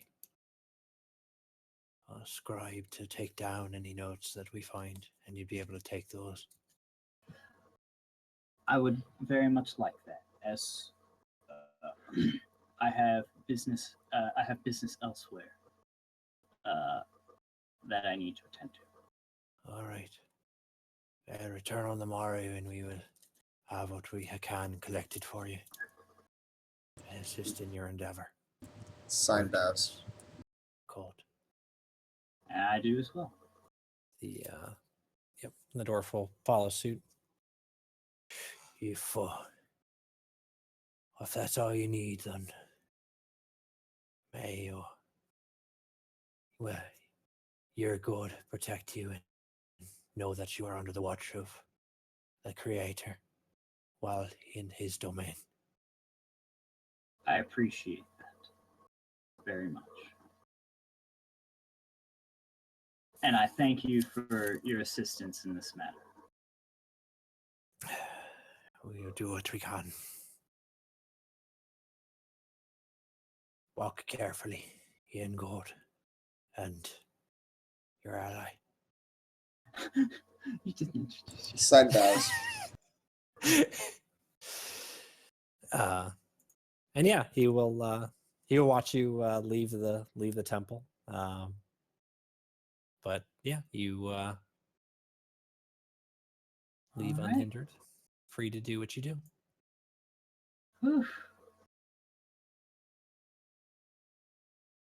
I look to Cyan and I say, I'm glad that went so well. Sign bows. And then looks up with a wry smile. And I smile and I shake my head. And I suppose that's about it for today. Oh, wait. We're forgetting something. Our characters wanted to free Grillix and Pizza. And they just... I mean, like, knowledge. I've basically written them off, like, and from what I've heard, the chances don't seem great. And, like, I'm not about to rock the boat right now. Like, this is not the Yeah. right time. Yeah, I think the same way. We could either free them or help Yeah, with we this have to- revolution. The way I see it. That I didn't even think about that. We need to leave tomorrow. That's why. Hell, I thought about that a few seconds ago when I asked for notes. Why didn't I think of that?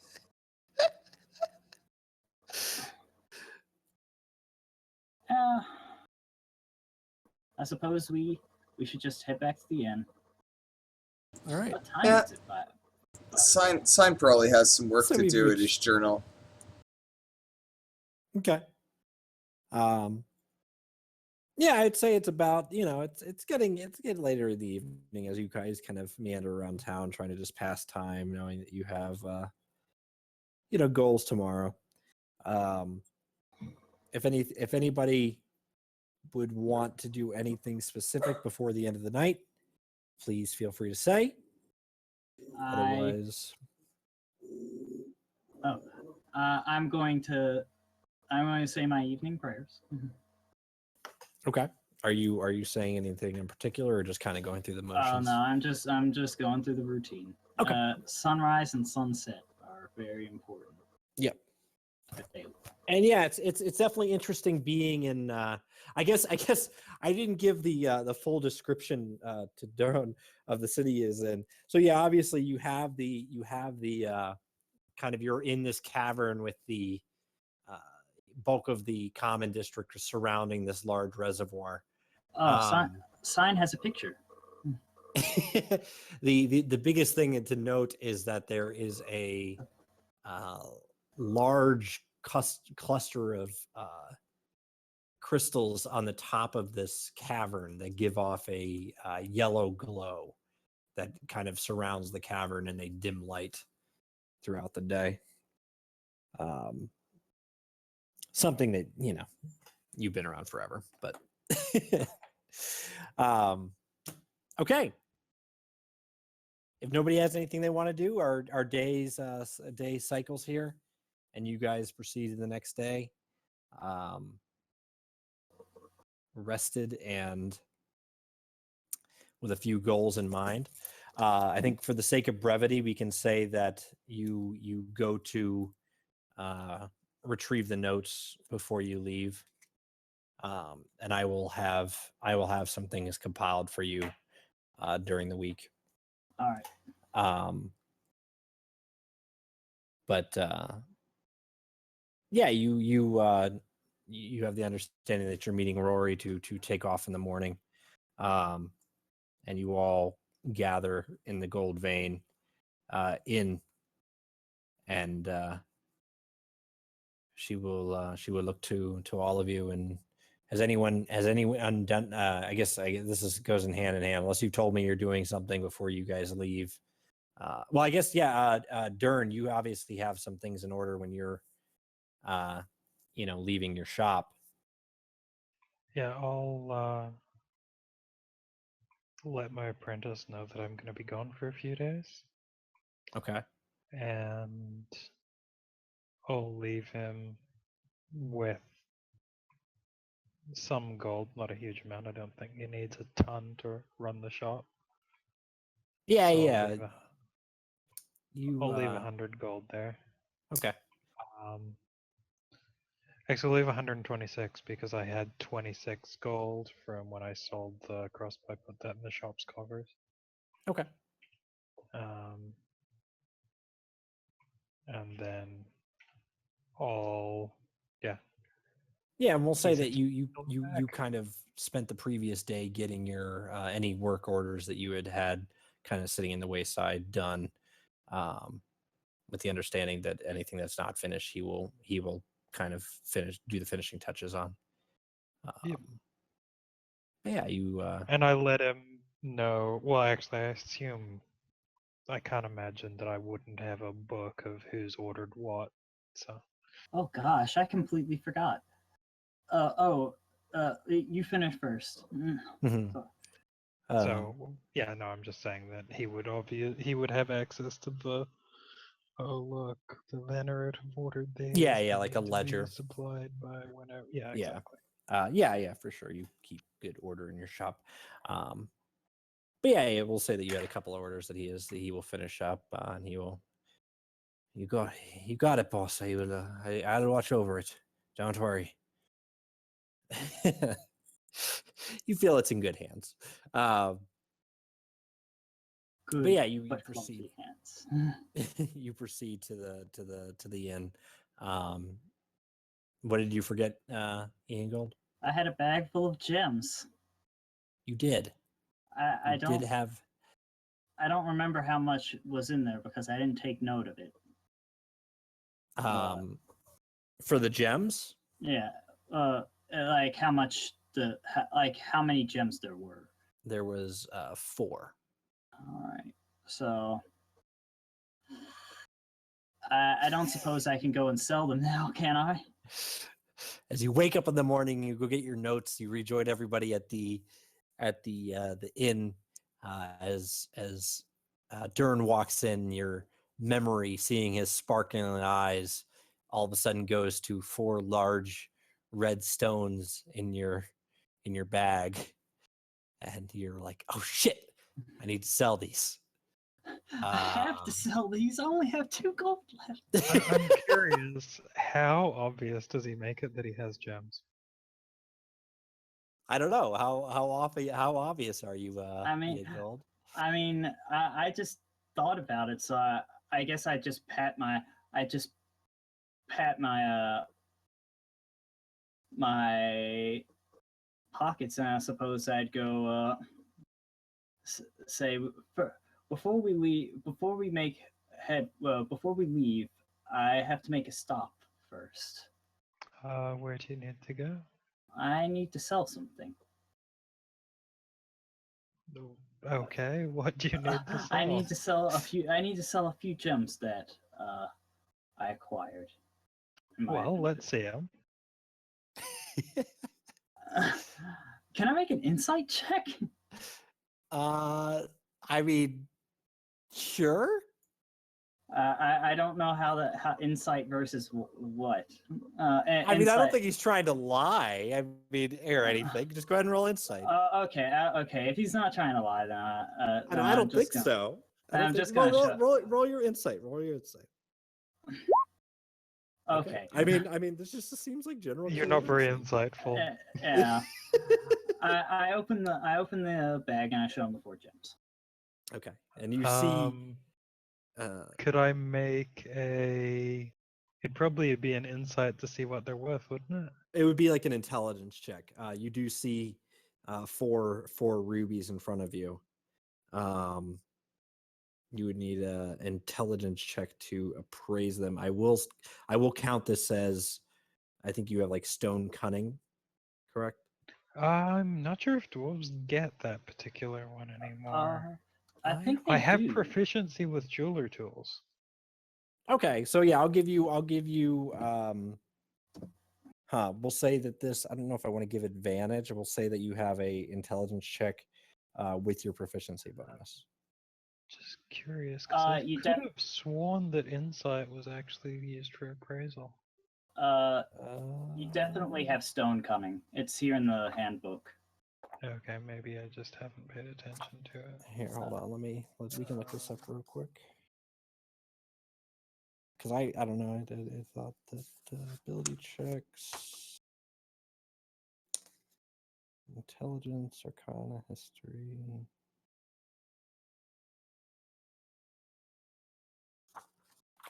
Maybe not.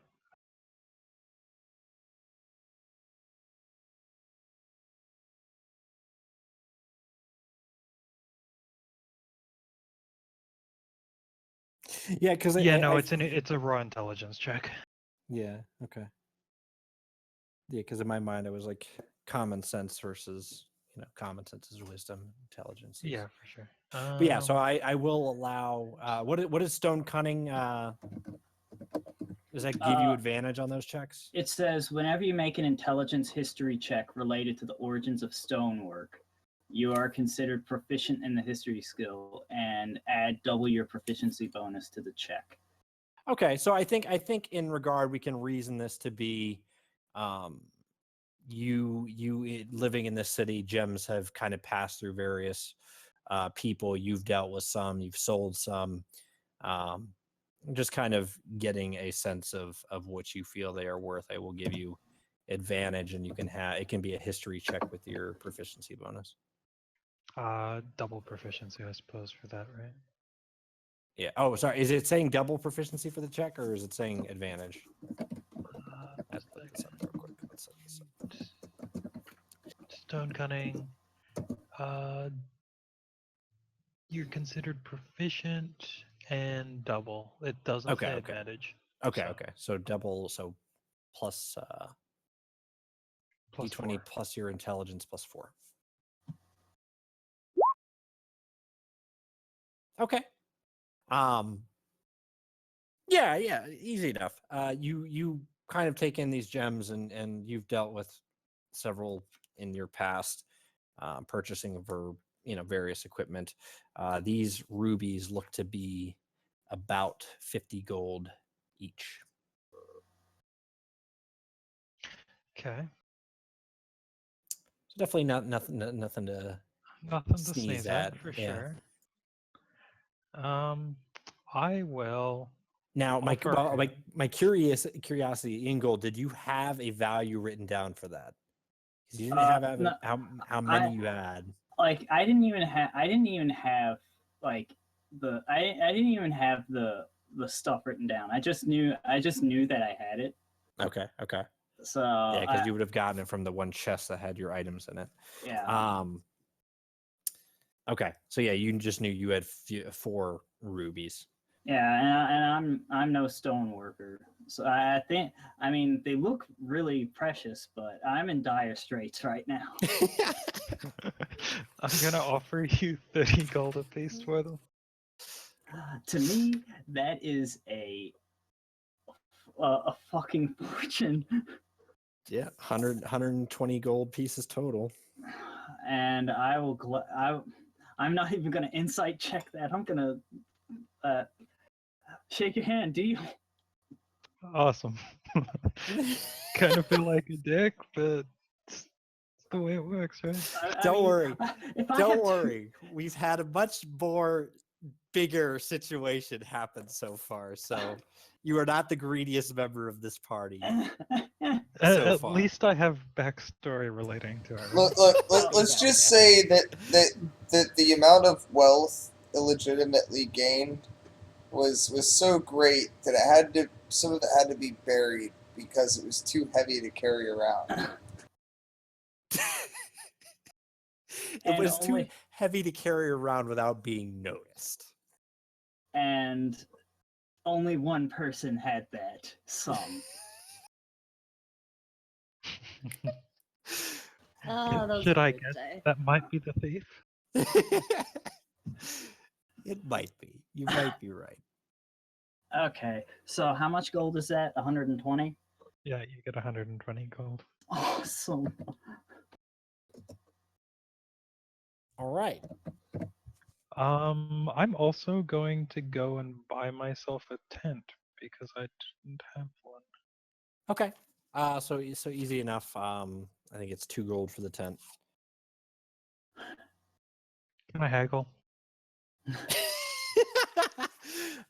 Sure. Let me try to recall my accent that I used for this. What was the name? Something. Something. Great. It is Tishdora Marblehand, so female. Oh, Darren, what brings you into my shop today? Well, I'm gonna be topside for a couple days, and I wanted to pick up a tent.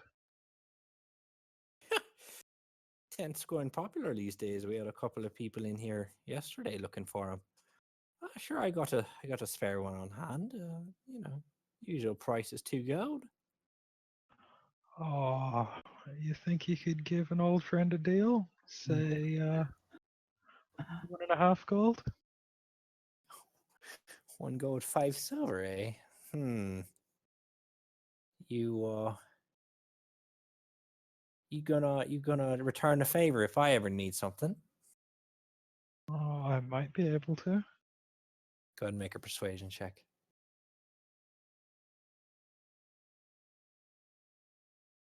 Oh, not a shitty roll.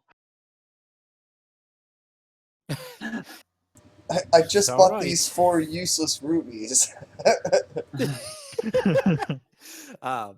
She says, all right, I'm gonna hold you to that. 1 gold, 5 silver is yours. But yeah, all right. So you get 1.5. I like how gold. I didn't actually give her any guarantees.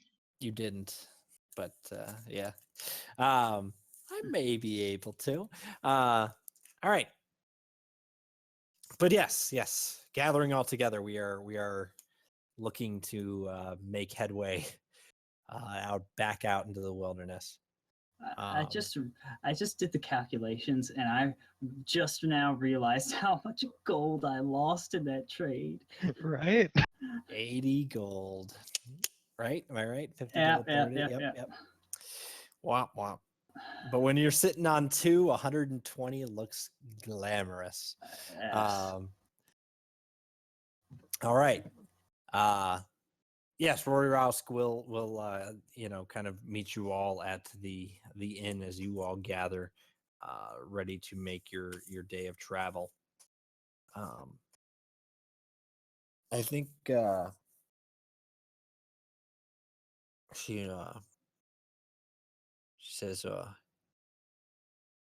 if the guards ask, we're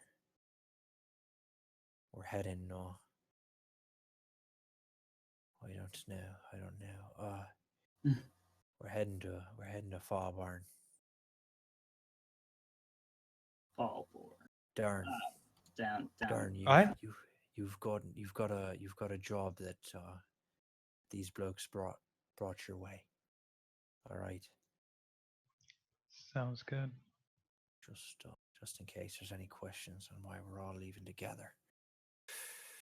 But I don't know why I'm speaking like that. You're totally talking to. Do I know of any organizations in Fullborn that have either purchased things from me in the past or would be likely to?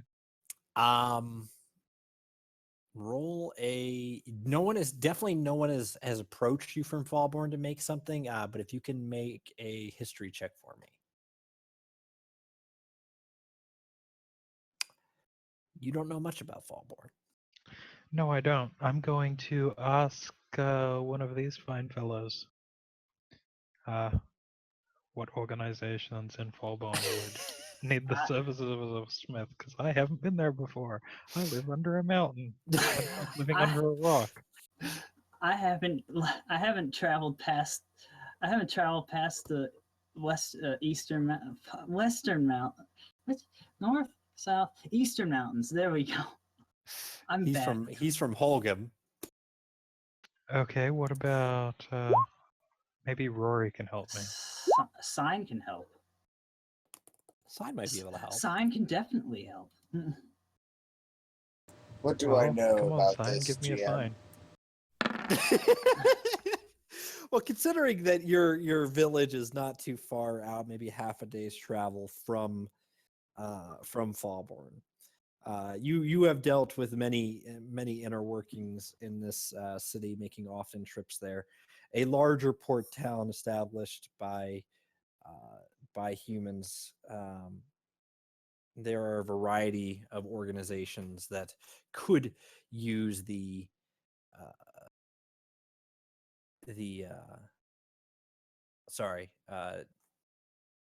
talents of a smith, especially of dwarven kind. Your mind and understanding that he specializes in weapons comes to a small mercenary group that operates within the city, a guild of sorts that takes care of a few different problems. Cool. Then I'll go ahead and I'll relay that to him.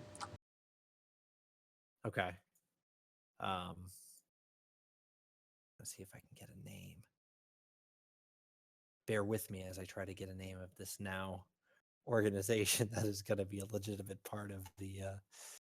I would say the Temple of Tempest, but well, yeah, it's there. Wah, But... wah, wah. Wah, wah, wah. Yeah. I feel like there's gotta be a generator for this. That is guild. You can make it a guild. That's why I was like, oh, guild clan names. Here we go.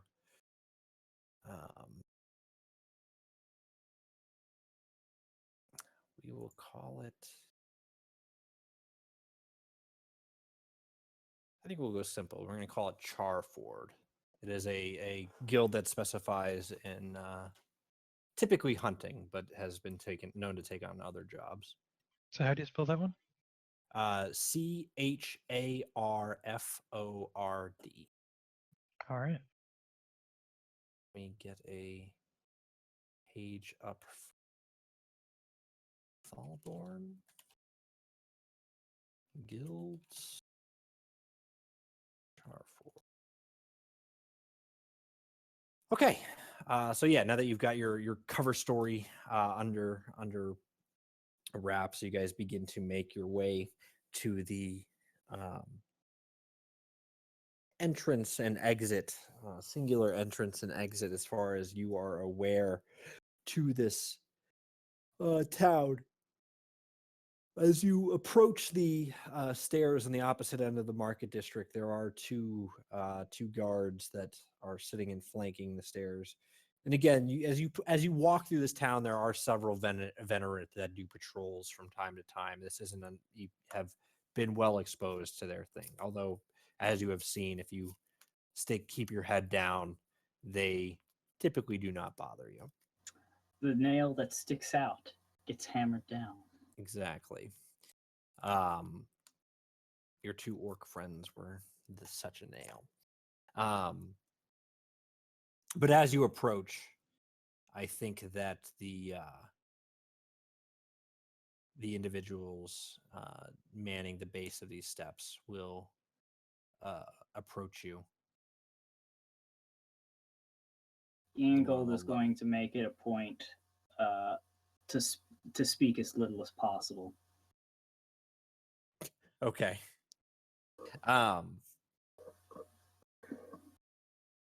Yes, this individual will approach you, and I think that you recognize him. He is the dwarf that led you down the night before, or the day before, a couple days before. That bastard. Rocking a bruise on his around his nose, where he had received a punch from a certain orc. He will approach and say, "Oi, you lot! Before you, I take it, based on your movement towards the stars, you plan on leaving the city." Do I know his name, by the way? Interesting question. Go ahead and make. This is if you've got it'll be an intelligence check, but if you've got a bonus in history, I think history would be the most appropriate. I don't have a bonus in history except for stone cutting. So Okay. So yeah, it would just be a base intelligence check then.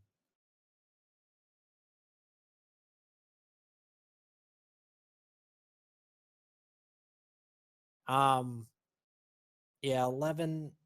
I don't think you remember his name spot on. You think you remember it as Bavad, but you're not 100% confident in it.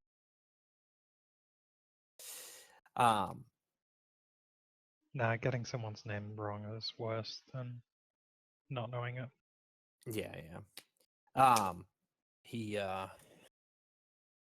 will approach you all nonetheless, obviously taking notice of the allies that you have picked up. And he will say,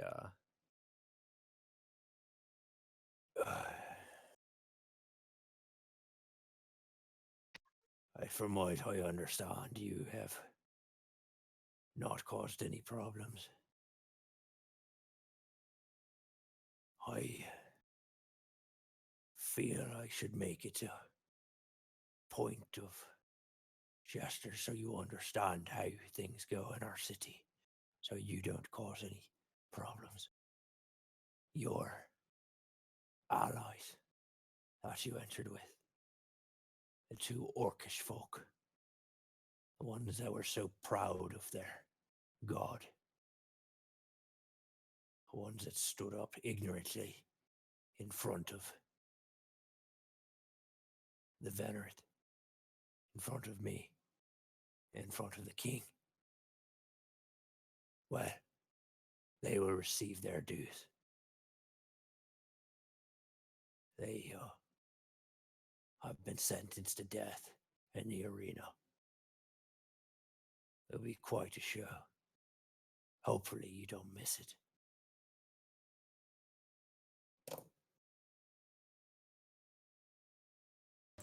That bastard. Sign just the entire time is looking like trying not to make eye contact with him directly.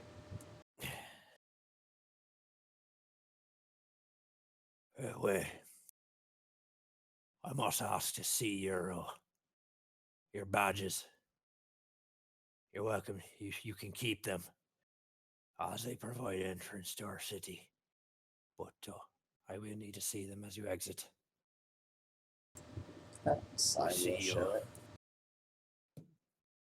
Yeah, and you all easily produce this. Do I have one? I'm assuming I might not, just because of.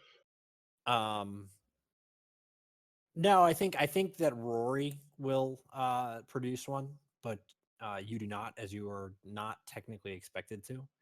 No, I'm not exactly an outsider. So. Yeah, being a citizen of the city, and obviously one that they recognize, so they will approach each of you and then see as you two have now, two of you have joined this party. I think they will. Oh yeah, Darren, what business do you have with these common folk? Apparently, there's a guild down near Folborn that is looking for my services. Charford, I don't know if you've heard of them.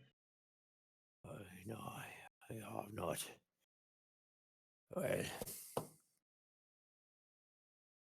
uh,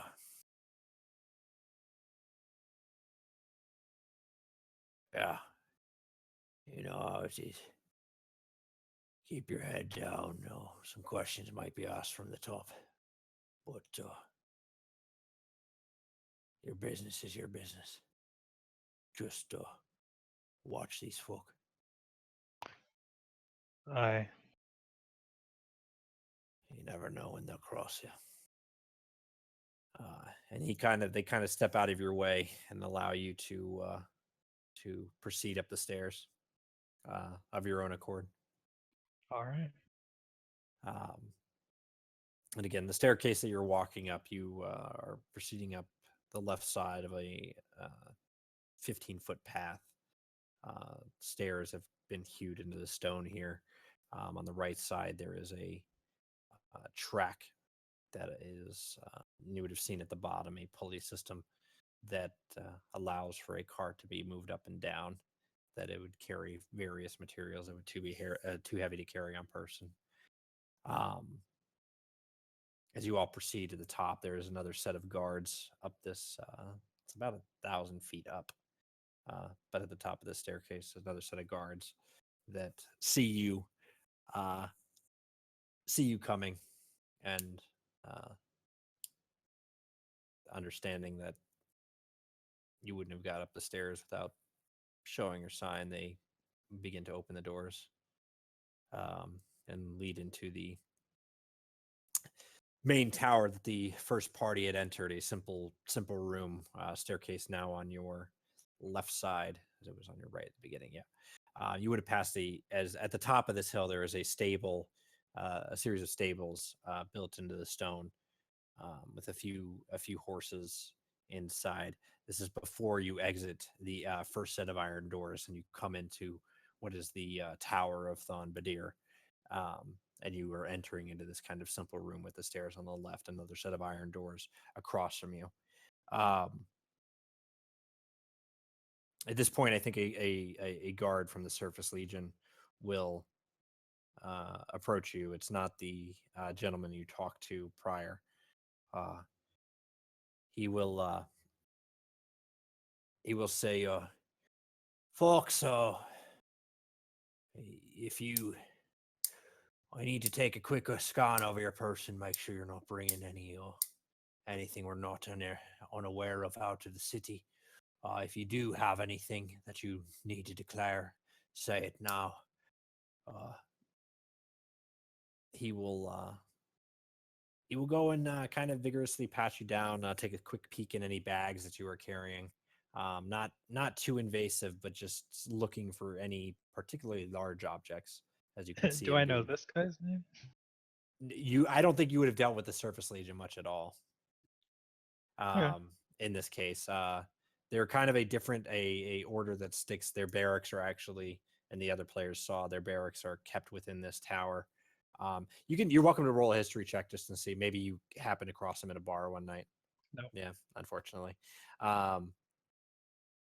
Yeah. He is a little rough, but he's quick about what he is doing, and he's just kind of doing a quick once over of each of you before he gives you the go ahead to leave. And then another pair of dwarves is operating the second set of iron doors. You see them begin to pull on these large chains that swing the doors open in your direction, and you are all free to enter the top of this mountain once again. Jern, you are entering onto what we discussed before. what looks to be what used to be a small town, now in rubble.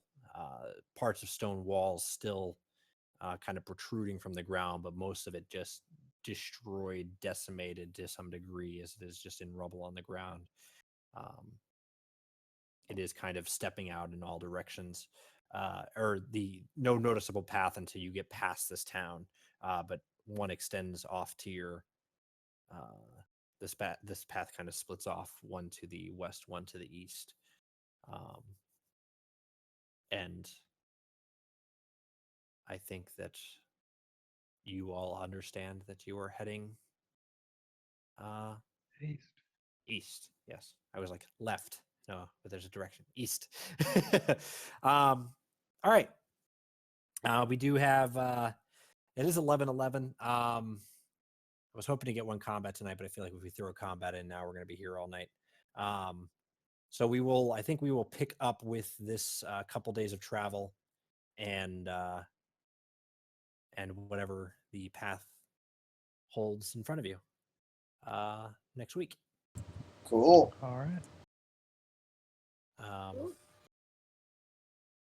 Yeah, exposition mostly, but hopefully everybody enjoyed what was going on. I enjoyed myself immensely. Awesome. I Yeah, got to scam a few people. that always makes things a fun time. Yeah, it'll be interesting, and hopefully, I tried to make that as fluid as possible, giving Dern kind of a likely place in this city. So hopefully, it doesn't feel too forced in a way. But No, it was good. I was wondering how you were going to do it, honestly, and I actually didn't expect it. yeah. Luckily, he said he wanted to play a dwarf before. I think you had the understanding that we were in a dwarven city. Yeah, I knew we were in a dwarven city, but it was also, I was like, what class do I want to play? And when I decided fighter, it's like, well, dwarves really do have the best stats to be a fighter, just plain and simple. So I'm like, well, okay then. Yeah, they're pretty It hardy. all makes sense. Well, +2 strength and +2 con. Yeah. Yeah.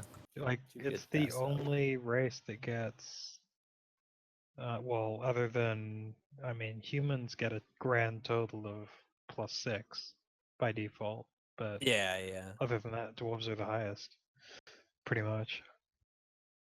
Yeah, I think a concentrated boost for sure. Because you have I think like half elves get +1 to 2. I can't remember like that, but yeah, They get +2 to 1 and +1 to 2, I think. yeah.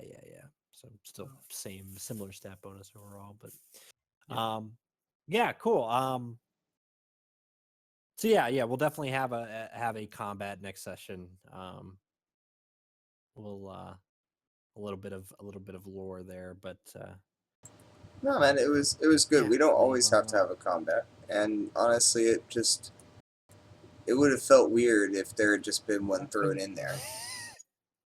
I mean, at the end, after everything we'd done and after we left, yes, if we were going to have a combat this Yeah, session, basically right now would have been the only time it could have happened. unless Unless someone had done something crazy like trying to free a couple of orcs. Yeah. I definitely considered it. Then I don't know, I might have went back to my shop and kept working. I will say so as far as where we kind of see party dynamic going, do we want a fifth member, or should I try to facilitate just these 5 things? I know I had when I had made eggs there when I was when you guys were talking. I kind of took a little extended break to make dinner, but I was listening the conversation of like health potions and whatnot.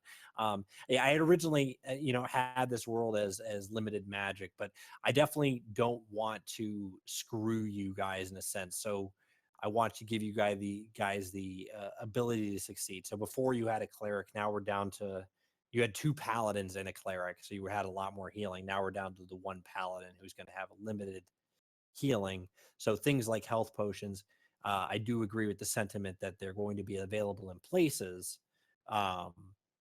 Obviously won't be available in every city, but they will be available if you go search them out. That moment where you just decide to randomly roll your self heal and roll max. Let's hope it always works that way. Right. But yeah, I mean, you know, I as far as number of players, I think that we have a 4 or 5 is always We- the I'll never. ideal size. Yeah, we have enough. We could Um, have more if we I mean- wanted, but I don't really mind. If there's somebody who's really passionately wants to play, then sure. Yeah, well, if someone I mean, approached you, I had. I would say go for it. Oh, But if okay. I wouldn't go looking for someone necessarily. Yeah. If that makes sense. I had picked one other person that kind of just, I guess, fell off to the wayside, so I will remove him. But two other people had. I mean, I had like 7 messages to the post that I put last night. Yeah, I think messages come through pretty quick when games post, especially ones that don't happen on Sunday. Like It's so that's the weird to me. day Like I Sunday play every is, yeah. Sunday is so popular. Yeah. Like it's weird. Well, it's their religion, don't you know? I guess, but I mean that happens like in the morning. Yeah, I mean, I play a bi-weekly game on Sunday, so I was like, well, once every 2 weeks isn't quite enough. But so just I needed because to find something else and wanted to keep it off Sunday. Just because this popped in my mind, what I might end up doing next week, if you guys will humor me, because I am setting up that one shot for the live event, and it's something that I need to make sure I can get done in like 3 to 3.5 hours. If you guys will humor me playing through that one shot, the premise is that you will be playing. I'm going to have very fleshed out characters, because the motivation of it is that it's a each character has like a hidden motivation, but you are robbing a house. If anybody watches Critical Role, Liam O'Brien did a one shot that was the players kind of robbing the house. I like that idea. I'm taking it, I'm kind of cutting parts out, making it so it goes quicker. I'm in. But I think it'll be a fun for a role play situation. But yeah, so it'll be a quick thing with like a couple of combats and more like puzzle based than anything else. But if you will humor me for next session to run that, because I have to have that prepared for the 28th, which is the following Tuesday. Yeah, so maybe we'll take it, and then I'd probably be down to kind of play how things go on. If we want to go for 3 weeks in a row, we can, and I can run obviously this game this week, and then I'll run that one shot. And then we can follow up with the actual campaign next week, depending on what people's schedules look like. But yeah, if you guys are down to humor me with that, I would appreciate it. Just so I make sure I have things set. Cool. All right. As far as XP, it's always interesting. At this point, I'm wondering if I just want to do milestones, but we'll stick with doing XP since it was a full role play session. I'll go ahead and just say we'll say 200 XP total for the session. If that sounds good to everybody, I think that sounds appropriate. Yeah, sounds appropriate to me.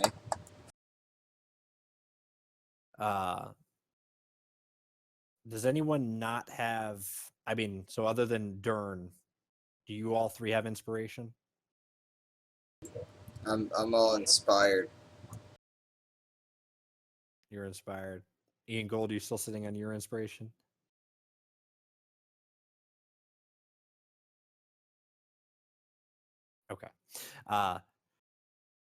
Well, Dern, I do a thing typically where we award inspiration at the end of the session. I do it more as like a promoting for role play thing. But currently we're all sitting on